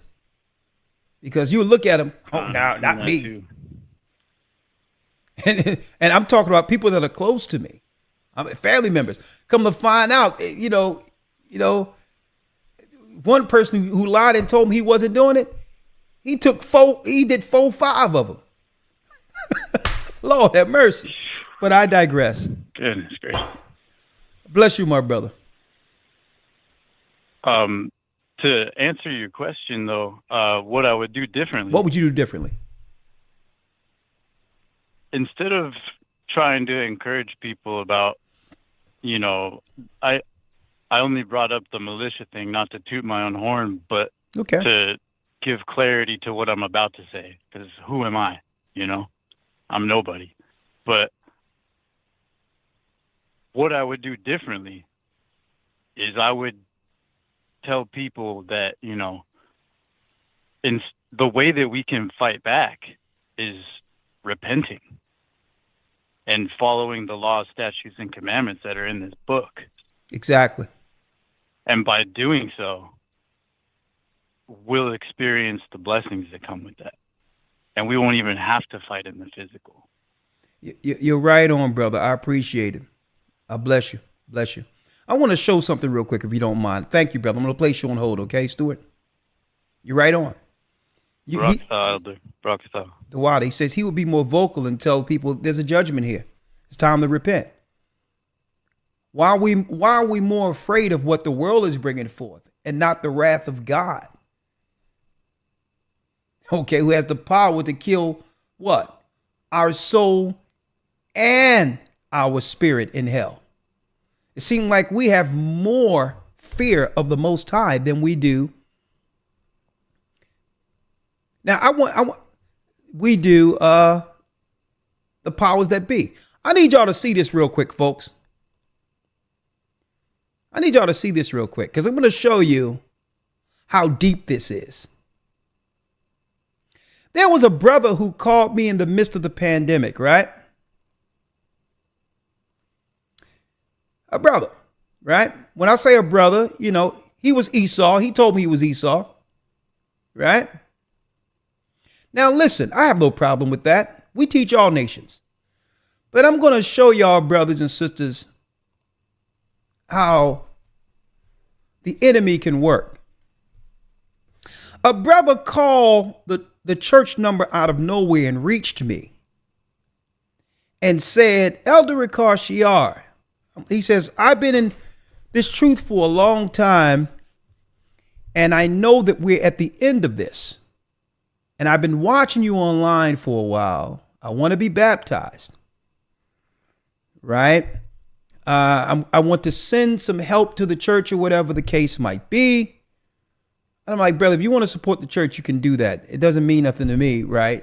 If you're going to do it, right? He says, but there's a lot going down and I want to leave. I want to go someplace, take my mother, probably go into the Fiji Islands, and I got somebody where I can negotiate a boat and maybe me and her can get off the boat and because they may shut the country down. I said, brother, I don't know who you are, right?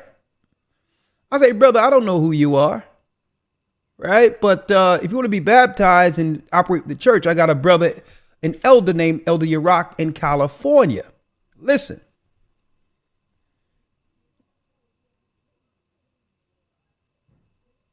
Okay, that's okay. Somebody, I said, I got a brother in California. Elder Yarack was in California at the time. He can baptize you if you would like to leave, before you leave, if you've been following us in the church. I have no problem with that, brother. I said, but as far as you getting on a ship with your mother, paying some pirates or something, I'm like, brother, first of all, you shouldn't be telling me this because I don't know what you were part of. And you need to leave your mother alone. You're a grown man. If you're going to do something, do it. But I wouldn't suggest you get up and go someplace, right? Then the brother called me. Elder Yarack calls me, right? Elder Iraq says, Elder, you sent the brother to be baptized? I said, yes. And he says, the brother's name is Matthew? I says, yes. He says there's this weird character who have Ahia tattooed on his head asking for baptism. Now, folks, if you think that's strange, you need to stick around for a second. I said, maybe, is that the brother I talked? I'm like, listen, send that brother somewhere else. Right? He got to go somewhere else, or whatever the case is, whatever. He can't be around us. Something is weird about this guy. Next thing you know, the brother called me a couple of weeks later and said, Elder, you need to get on board because the jab is the mark of the beast. And I said, brother, it's not the mark of the beast because you can still buy or sell without it. Now, as far as the church is concerned, we have scriptural protocol with exemptions against anything because we are naturalists and only believe in the laws of the Bible. And our bodies can only receive what's within the clean dietary laws, and that's our restrict religious adherence. But brother, that's not the mark of the beast. This brother goes off on me. Right? He goes off. I'm like, brother, listen. He says, anything I've sent, brother, anything you send, you tell me what it is, and I will send it. The church administration to send it right back to you. Because what do you think you can't buy the elders to become a mouthpiece to teach your lessons. Okay? You can get your own YouTube page and teach whatever you're saying, but you can't pay me to become your mouthpiece, sir. Tell me how much you sent and it goes right back to you. And then he falls off the end of the earth, never hear from him. Why am I going into this? Then CNN, after almost 3-4 months, who is on CNN? And that's why you have to be very careful, brothers and sisters. Who is on CNN? Fair use. We were out of town. We came back from Chicago. He was gone. Abigail and John Danian haven't seen their son Isaac since September of 2020. That's when they say he ran off to Hawaii to follow his so-called guru. I've known about the end times for many years. Look at that. That guru, Matthew Mello. He goes by the name Mordecai Eleazar on social media, including his YouTube channel, where he offers sermons about what he said. Look at that, folks.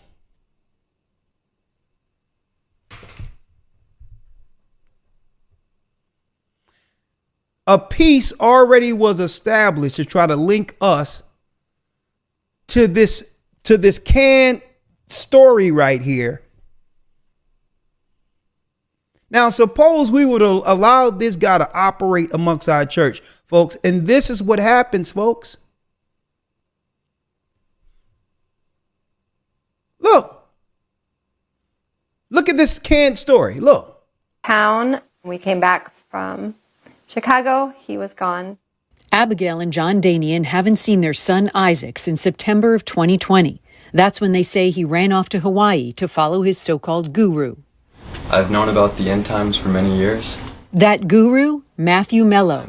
He goes by the name Mordecai Eleazar on social media, including his YouTube channel, where he offers sermons about what he said. Folks, the infiltration is real. The infiltration is real. A lot of y'all don't even know that this Mordecai, who is, he's one of the, I'm going to tell you folks, usually when they look into regentrify one of our neighborhoods, they send in a bunch of these hippies in first to do reconnaissance to see if they're able to survive amongst a violent environment. These are the guys they send in first. These hippies.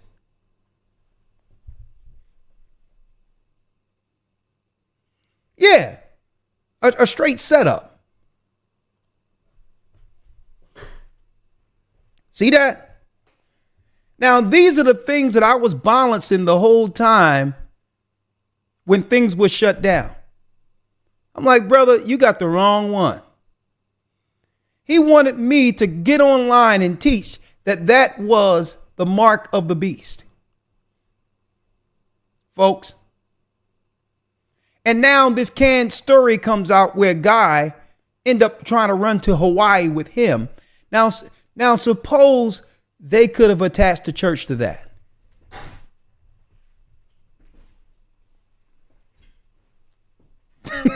Elder Yurok. Don't forget, he was way in California somewhere. If somebody want to be baptized, we can't deny them water.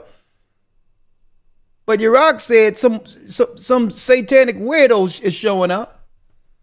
I'm like, man, listen, tell that brother all praises to whatever he's dealing with, that he can kick the proverbial rocks, because we don't want to be attached. There's so many things going on in the earth today. We have to steer our people directly, and we do not need distractions. So the Bible says you're not supposed to put marks on you, let alone on the top of your forehead. So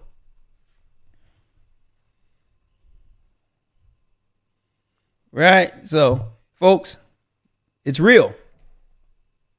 Well, I apologize because we're so late, right? And maybe I can take one more for Zoom. I'm sorry I have to end the Skype right now. I got to end the blog talk, unfortunately, but if you're on Blog Talk, please call back Friday and we'll pick it up part 2. Thank you for using Blog Talk Radio. Because I would love to hear your testimonies, okay? And I'll take one more. Before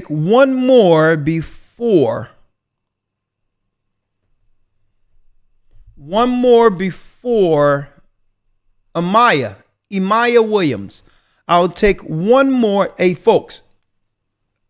These are the things I was dealing with. People coming out of the woodworks, all types of demons and all that. Now, all of a sudden, there's a canned story from CNN with this guy. Right? Right. Sister Amaya, how are you?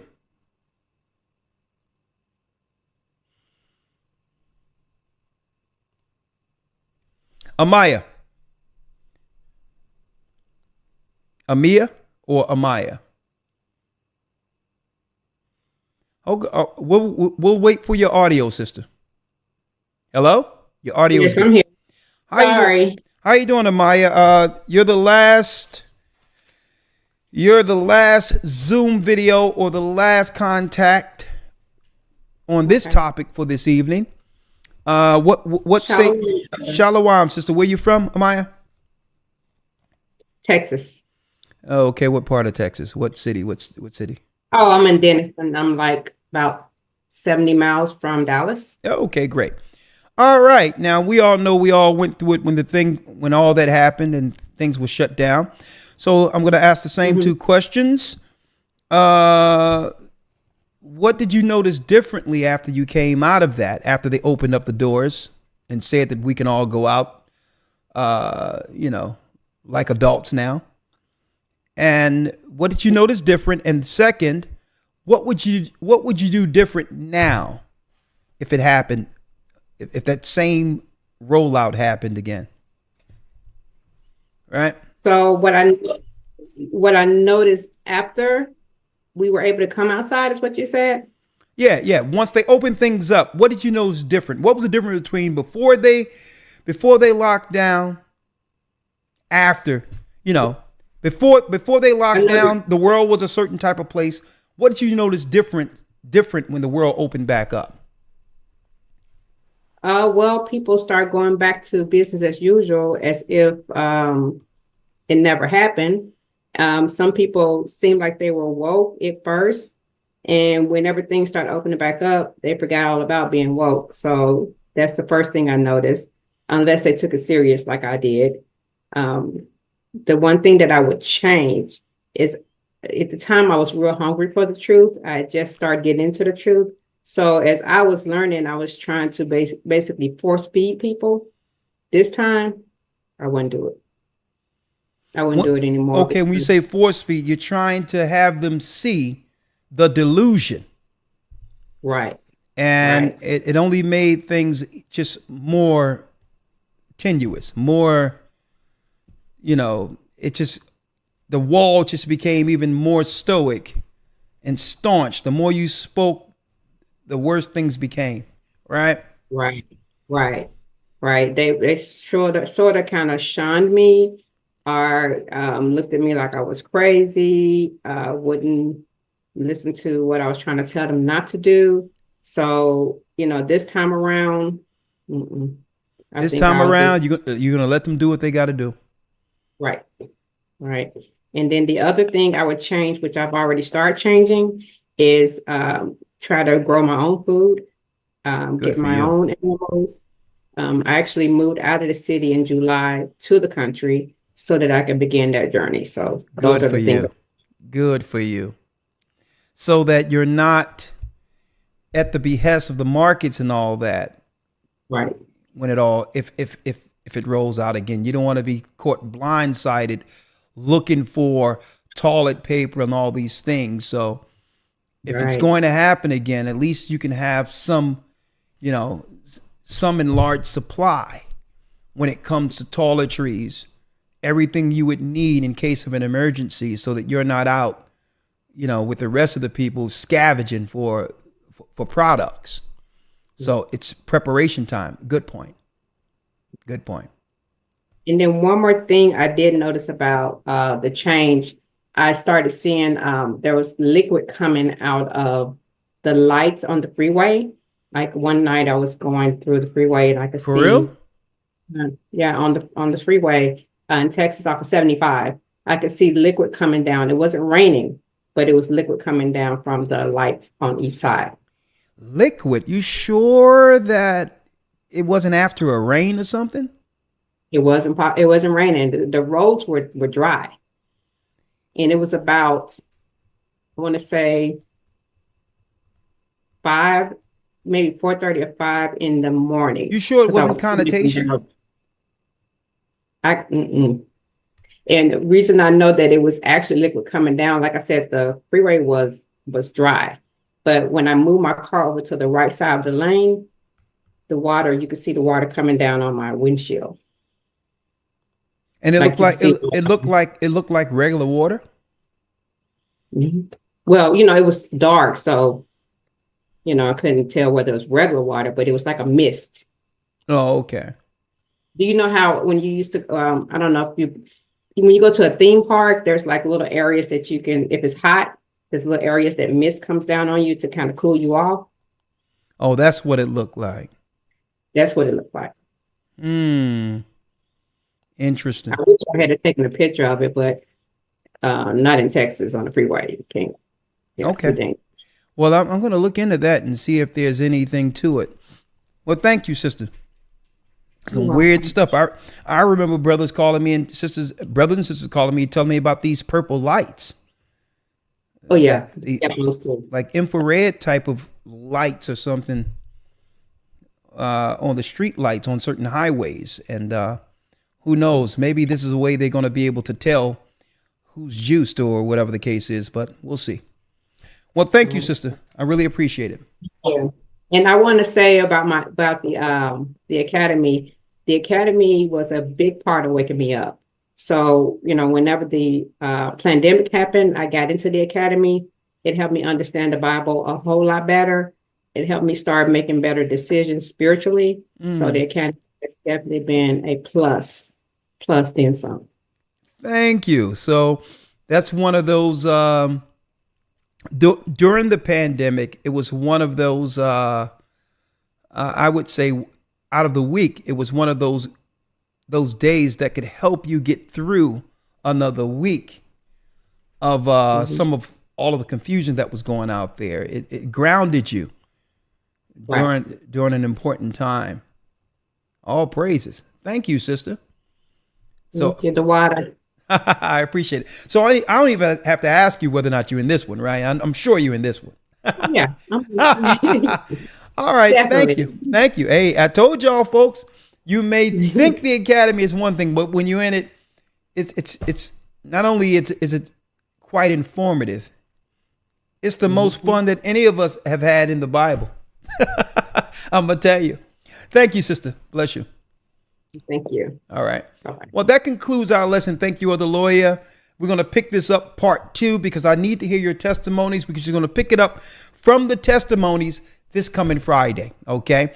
We had them all lined up, way more in Zoom as well as Skype. We had too many to actually allow. Believe me, it was just too many. All right. And it'll be unfair to say, well, okay, let's go. It'll be 3 a.m. by the time I finish all these videos and audios that was up. So that tells me that part 2 is necessary. So keep your testimonies, folks. Don't forget, even if you need to look at this broadcast again tomorrow before Friday to give your testimony, do so. We need to know. We need to understand. So to help you through, if need be, maybe these conversations will allow us to do what? Knock things off of each other, because all of us had different experiences during the pandemic. So to help us get through the next one. With that, may the Most High be with you. Stay prayed up, sin not. We are the children of Israel. In the name of Christ, we thank you all for your participation this evening. Stay prayed up, sin not. We will soon see Israel. Thank you, Other Lawyer. When the rain falls down and storm clouds crowd around us, and when the darkness comes to steal my life,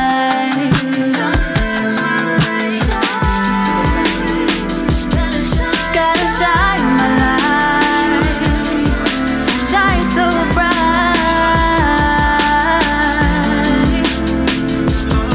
be strong in the Lord. All right, there we go. Shalom, shalom. We should be good now. Just confirm if you can hear as well as see nice and clearly. And once you confirm, we'll get right into it. All right, the sound should be good now.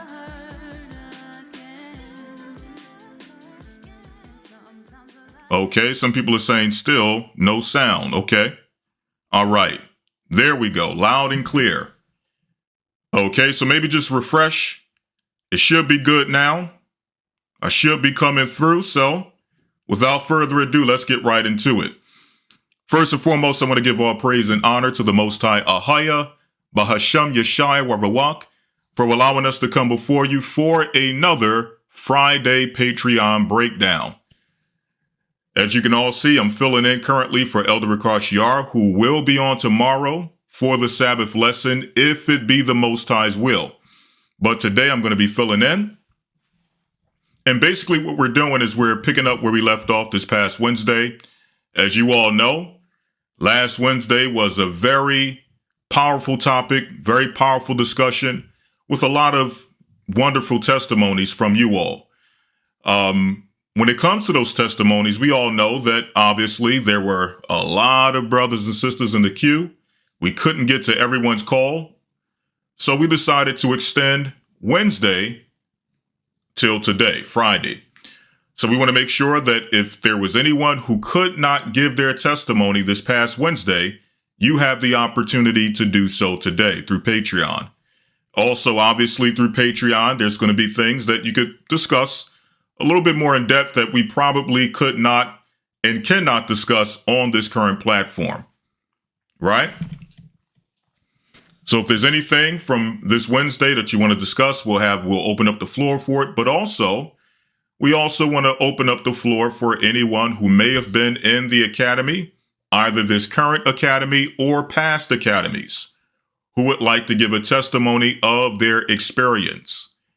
Is there anything that you learned in the academy that you did not know before the academy? Is there anything you learned in the academy that was life-changing, life-saving, right?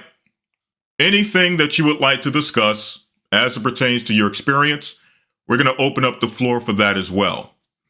But before we do anything, since we're mentioning the Academy, we'd like to make sure that you all are updated, right?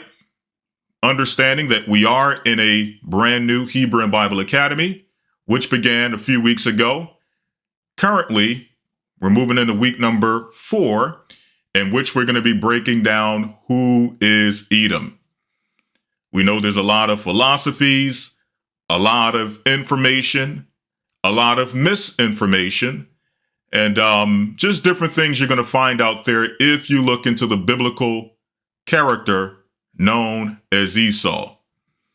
Some people are going to tell you that Esau fell off the face of the earth, or that Esau disappeared during a specific point of time in history. Is that the case? Okay. Does Esau still exist? Meaning, when we say Esau, we know obviously the patriarch, the original Esau that was born of Isaac and Rebekah, obviously we know he's not roaming the earth. So when we say, is Esau still around? We're speaking about his descendants. Are there any true bloodline descendants of Esau roaming the earth at this current time? And if so, who are they? Does the Bible give us any information as it pertains to either archaeology, as it pertains to history, as it pertains to prophecy, or all of the above, that provides insight on the person of Esau? Well, we're going to discuss that in this week's Academy, dealing with who is Edom. Also, we can't forget that along with the Academy, we have the news segment with Elder Shapat, which is always keeping us abreast, keeping us updated on what's going on. Also, we have the Hebrew segment, which I believe, based on some of the feedback I've been receiving, has been a great experience thus far for the brothers and sisters who are a part of the Academy. The theme we wanted to incorporate for this particular round of the Academy, this particular goal that we have at the Academy, is Hebrew prayers. And what we've been doing is from week to week, we've been covering different Hebrew prayers. So we're going to continue on with that this coming Sunday in the Hebrew and Bible Academy. If you are interested, yes, we are still accepting enrollments. So if you want to enroll, you can go to historytimes.org. And again, that's historytimes.org. And all of the information you need is there in order to know exactly what to do in order to get into the Academy and have everything you need to join in this coming Sunday. All right. So getting into today's broadcast, as I mentioned, we're simply picking up from Wednesday. We're going to be filling out some of the calls that were not able to be addressed or answered due to time constraints. Again, the topic, has your life changed since the pandemic? And if so, how?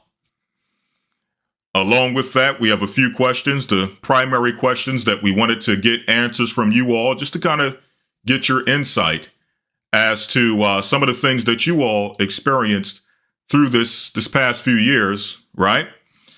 What changes have you witnessed personally since the pandemic, right? And by changes, we mean either financially, socially, how are people acting within society that you're personally witnessing, right?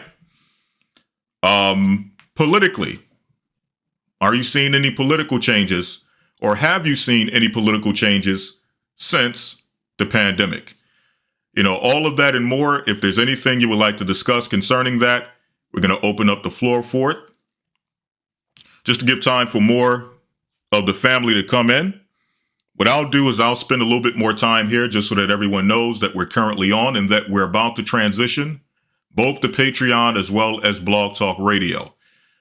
What I'll do, if anyone has a question or what have you, I'll answer maybe one question, then we'll transition over it. When we transition, I don't want to keep it on. We're not going to make it a Q&A segment this time. Again, we have a topic of discussion that we want to try to focus on, right? So let's try our best to focus on the topic of, has your life changed since the pandemic, right?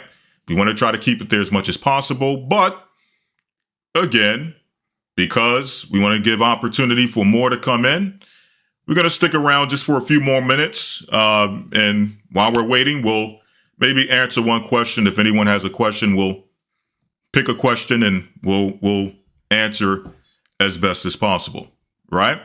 After that, we'll transition over to both Patreon as well as Blog Talk Radio. And we're going to get some more of your testimonies.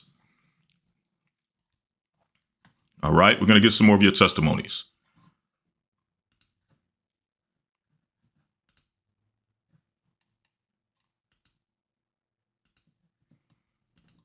All right. Again, if anyone has a question, we'll just open up for one question, just again, to give you guys some time or give others some time to come in and just to know that we're broadcasting at this time.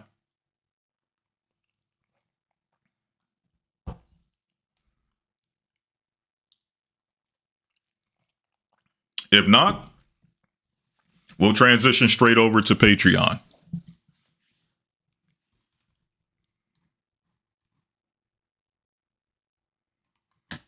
All right.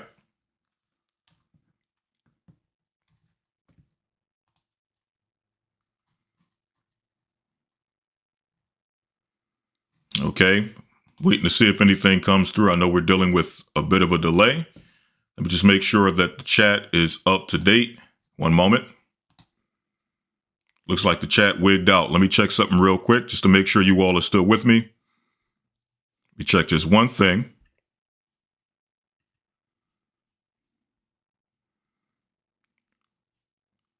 All right, I see it now. Okay, the other chat I had up wigged out. So let me come here. Some people are saying that there is no sound.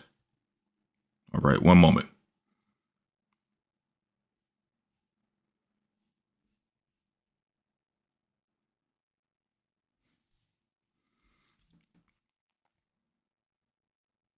Okay, it's all good. Okay, great. All right. Because I'm going in between two chats here. I'm getting two different feedbacks from both of the chats. So I just want to make sure everything is good. All right. Okay, so does anyone have any questions? If not, we'll jump straight over to the Patreon. We'll open up the Blog Talk. We'll get your testimonies and we'll call it a day. Right? For those who would like to call into the Blog Talk, the number is 515-605-9327. Again, 515-605-9327. Again, I'm still getting some mixed reviews here when it comes to the sound. Okay, it's clear. Okay, I still get a few people here and there saying they can't hear. All right, so we're all good there. All right, so if there's no questions, we'll jump straight over to the Patreon. We'll open it up where you all can call in. Right? Okay, good on the sound. Okay, great.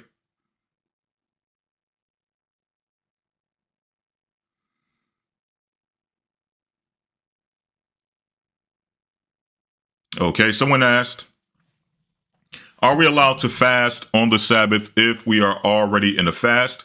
That's a question I believe I've answered. I believe we've answered in the past on multiple occasions, and the answer is yes. Okay? If you're already on a fast and you have pretty much decided that you're going to go past a period of either 7 days or the time that you chose to fast, let's say you started midweek, you're going to go maybe 3-4 days on the fast. If you decide to do so, yes, you can still go through on the Sabbath. Remember, Moses and Christ fasted 40 days and 40 nights. And they did that consecutively, right? Without any pauses. So the answer to that question is yes.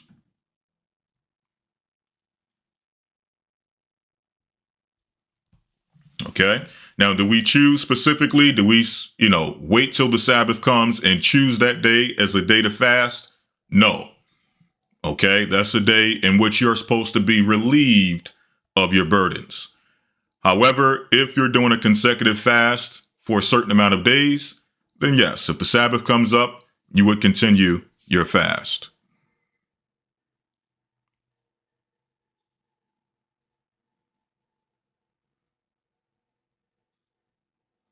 All right, I'm here. I'm sad to hear that. Sorry to hear that, Sister Maria, about the flooding. All right. Okay, so with that, we're going to conclude here. We're going to take a few moments and transition over to the other side, dealing with the Patreon as well as the Blog Talk. Again, the number for Blog Talk is 515-605-9327. Again, 515-605-9327. All right. If you have any testimonies surrounding the pandemic, again, the questions are, what changes have you seen personally since the pandemic? Have you seen any changes since the pandemic? And secondly, what would you do different this time? Right? If that scenario was to present itself again, what would you personally do differently?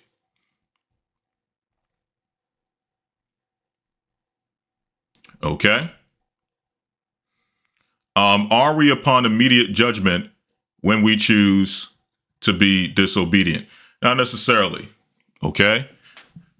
Not necessarily. There's mercy. There's grace. Not grace to be disobedient. Okay. Purposefully disobedient, but there is grace for someone to turn around, to turn to righteousness. Okay. Many of us live disobedient lives for the majority of our lives. And it's just recently that we've had the opportunity to turn to the faith, right? So, yes, you do have an opportunity to repent, but as the Bible says, the Most High will have mercy on whom he will have mercy. Some people are able to go a long time without anything happening to them, without any impending judgment. In fact, let me read that very quickly. All right, this will be the last thing before we transition, right? Just two quick scriptures. Someone asked, where is or when is the next baptism? That depends on where you are located, right? Each local area sets up baptisms according to, the time in which they have baptism. So you have to get in contact with your local area to figure out what's coming up as far as the baptism. Right? The baptism schedule. All right. So just two quick ones on that question. That is a very good question. All right. Is there immediate judgment when one turns to disobedience? Right? And the answer is no. All right. Let me pull this up very quickly.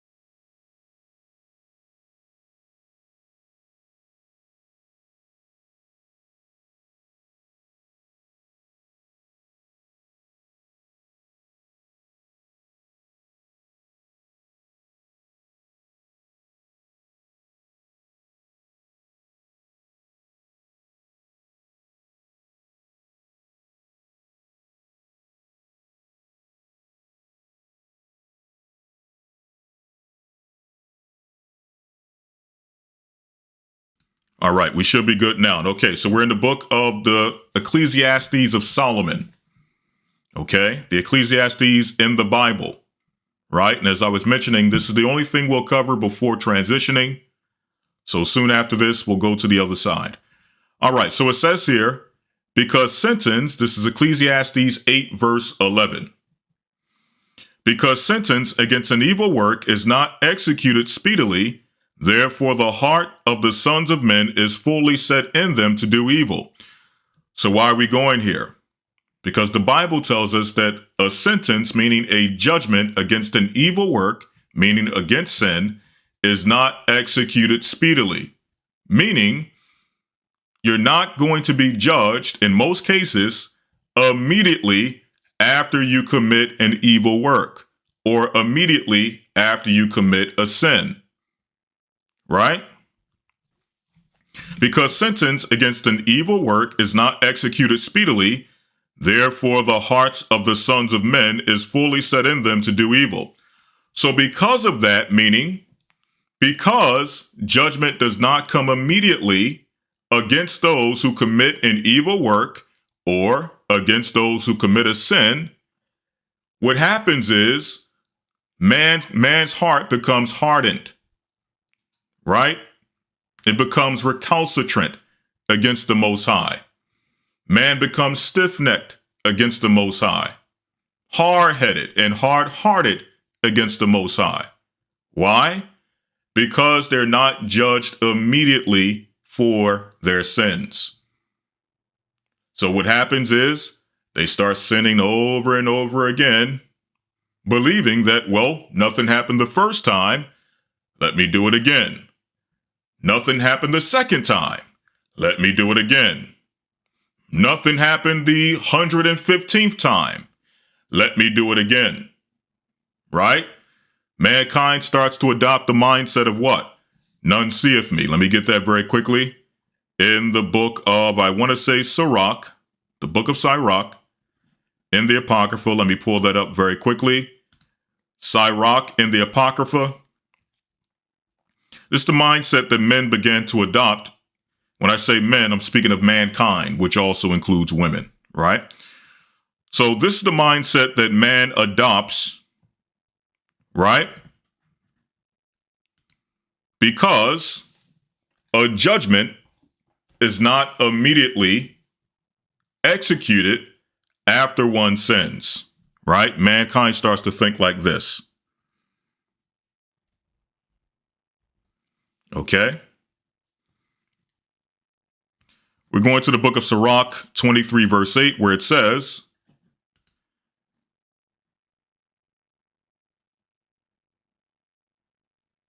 here, Sirach 23. In fact, let's go to Sirach 23, verse number 16. It says, two sorts of men multiply sin, right? Which is the topic that we were just discussing, going back to Ecclesiastes in the Bible, chapter 8, verse 11. The fact that mankind continually sins, he multiplies sins, he adds sin unto sin. Why? Because an execution or judgment against an evil work is not executed speedily, meaning immediately, right? And the third, and I'm going to pull this all the way back to your question. The person that was asking the question, I'm just elaborating, but I'm going to get back to exactly what you were asking. Two sorts of men multiply sin, and the third will bring wrath. A hot mind is as a burning fire. It will never be quenched till it be consumed. A fornicator in the body of his flesh will never cease till he have kindled a fire. All bread is sweet to a whoremonger. He will not leave off till he die. Now, let me get straight to the point, right? This is the mindset that men begin to adopt because judgment does not come immediately. Verse 19. Such a man only feareth the eyes of men. In fact, let me jump up to verse 18. A man that breaketh wedlock, saying thus in his heart, who seeth me? This is the mindset that men adopt because judgment does not come speedily. They start to think that no one sees them. They start to think that they got away. Okay? They start to believe that they got away. Okay? Moving on, it says here, I'm compassed about with darkness, the walls cover me. Right? Meaning, I have done sin in secret, none seeth me. The walls cover my sin. And nobody seeth me, what need I to fear? So this is the mindset that men begin to adopt. Why? Because they're not judged immediately for their sins. They start to become hard-headed and hard-hearted. They start to think within themselves that none sees them. They start to think that they got away. Right? So then they start to say, well, what need do I fear? Why should I fear God if I'm allowed to sin, if I'm allowed to break his commandments and nothing happens, right? The Most High will not remember my sins. And that's a mistake that mankind makes over and over again. They've been making this mistake since the beginning of time, believing that they're so small within his universe that God surely cannot be thinking about the sins that I commit. Well, you got people that bomb or do harmful things to countries. You got people who go out to battle, country against country, kingdom against kingdom. You have people who do harmful things to children, right? You have all of these mass atrocities going on in the earth. Surely the little thing that I do, the Most High doesn't consider with all the great things that go on in the earth. And believe it or not, to think so is a mistake. Okay? Okay, so you got it? All right. It says here, such a man only feareth the eyes of men and knoweth not that the eyes of the Lord are 10,000 times brighter than the sun, beholding all the ways of men and considering the most secret parts. Right? So the Most High sees everything, basically. That's what it's saying. Now, here's the flip side, right? The question initially was, are you judged immediately? I believe it was along the lines of, are you judged immediately once you become disobedient? And the answer is no. The Most High is merciful. The Most High is patient. The Most High is full of grace, right? So even if one turns back to a life of disobedience, the Most High will still, in many degrees, be merciful, right? Here's the kicker. Okay. Last scripture and we'll transition.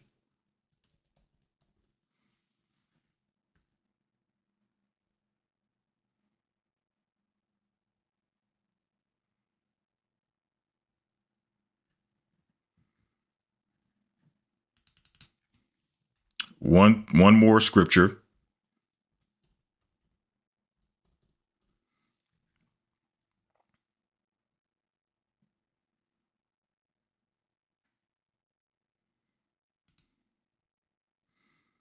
There's another one, but for the sake of time, I'll just read this one for the sake of time. But there's another one in Peter, I believe, that discusses this same exact thing that I want to try to relay to you.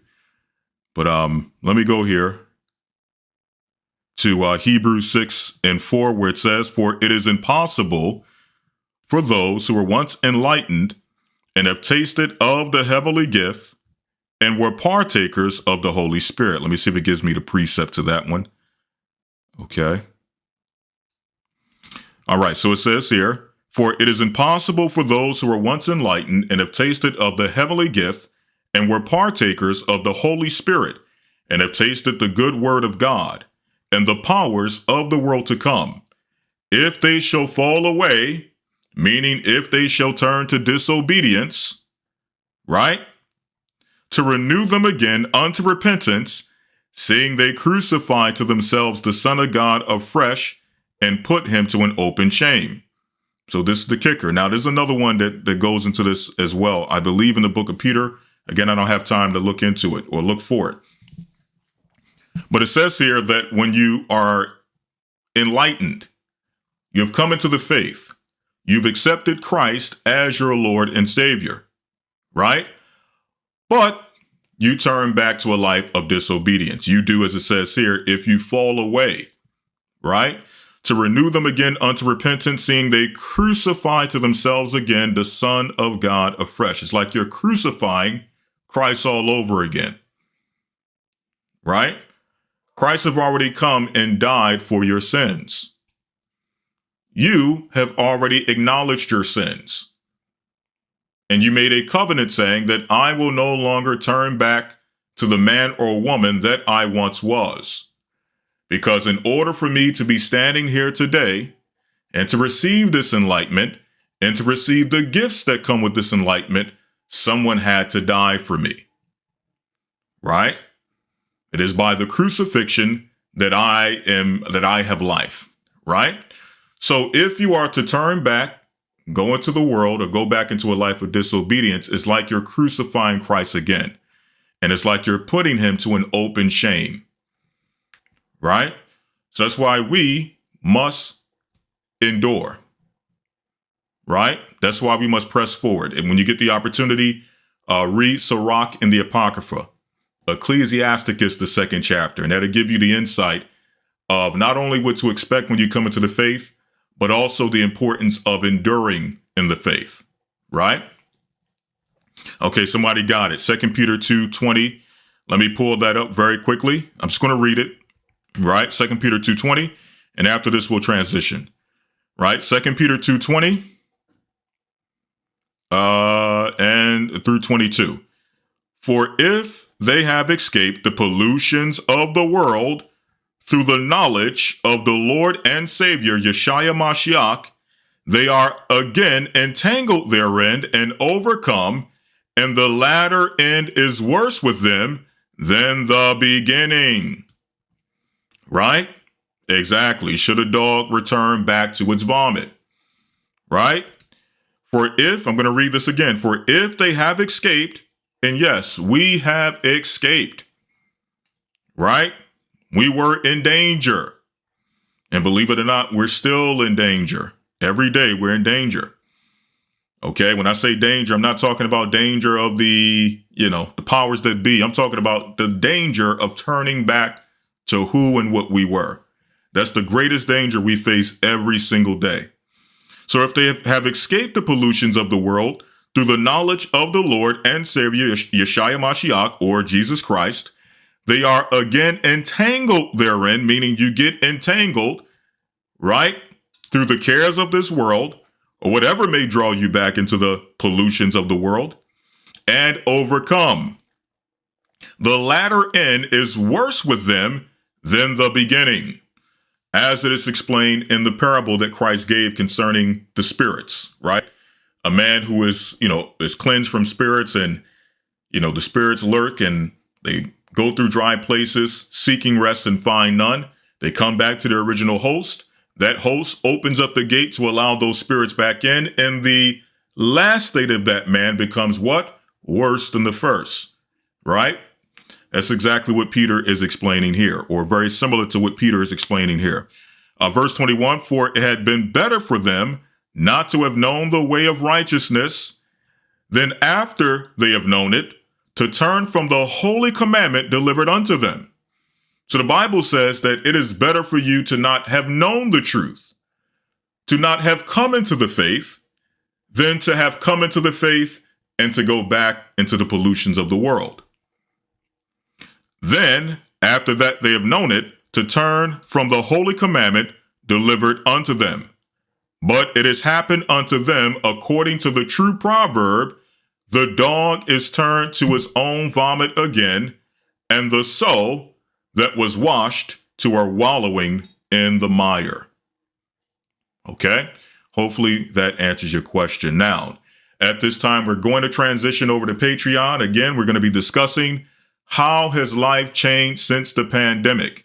If there was anyone who wanted to give a testimony this past Wednesday but was not able to due to the time constraint, we're going to open up Blog Talk in order for you to come on and give your testimony. Right? The call-in number is 515-605-9327. Again, 515-605-9327. Okay? All praises be to the Most High. All praises be to the Most High, Sister Joy. I'm sorry, I'm going to mispronounce your name. Joy Arnla. Okay? All praise be to the Most High, sister. All right, so now, at this time, we're going to transition over to the other side. Thank you all. Again, if you're interested in the Hebrew and Bible Academy, in which this week, this Sunday, we're going to be dealing with who is Edom. We're going to break that down with history, prophecy, so on and so forth, okay? Everything you can mention, you name it, we're going to bring it out this coming Sunday on Edom. All right? So, with that, I say bless you all and shalom.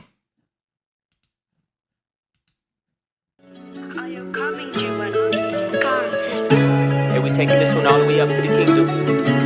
Gonna spread the gospel to the kingdom. Gonna travel away, we're going together. If I had the chance to sit by Christ, I review my life, sit down and learn. If you have a seat for me, I'm headed where the table be. To learn as a babe, while you cradle me. Sometimes I ask Christ if he'll pray with me.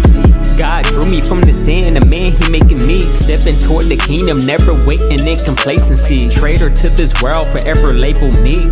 When the Sabbath over, I cry, I have to wait a week. But still gaining spiritually all the things that people won't see. I used to want a telescope so I can see your face in heaven, but it's best to wait and eat the bread and leaven with my brethren. It's so hard to be good and the people don't respect it. It's so hard when you do something good and miss the message. Alone I watch the clouds spread, thinking God I'm godly. I'm coming to your throne, I'm alone when you call me. Thanking you for saving me, in the mirror facing me. You're all I have and all I ever wanna be. Spotted in my garments, it ain't something I can't wash away. Baptized from all of my sins to watch them wash away. Christ told me wake and watch and pray and do it every day. I'll meet you when the sun fade and one day I'll travel away.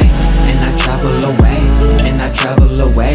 God put me in his cherubim, we travel away. And we travel away, and we travel away. God put me in his cherubim, we travel away. The way, the truth, and the life in that Bible. Hoping that one day I can come and sit beside you. Here to sing and praise if you wondering what I do. Christ is that bridegroom, we all singing I do. Flying in between two angels' wings, I'm right beside you, watching God glorify you. Flying past the world's idols, David on the harp singing God, my God.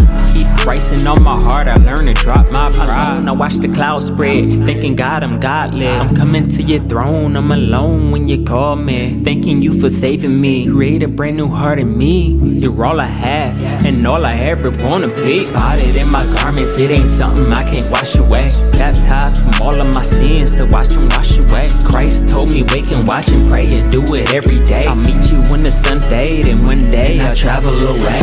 And I travel away, and I travel away. God put me in his cherubim,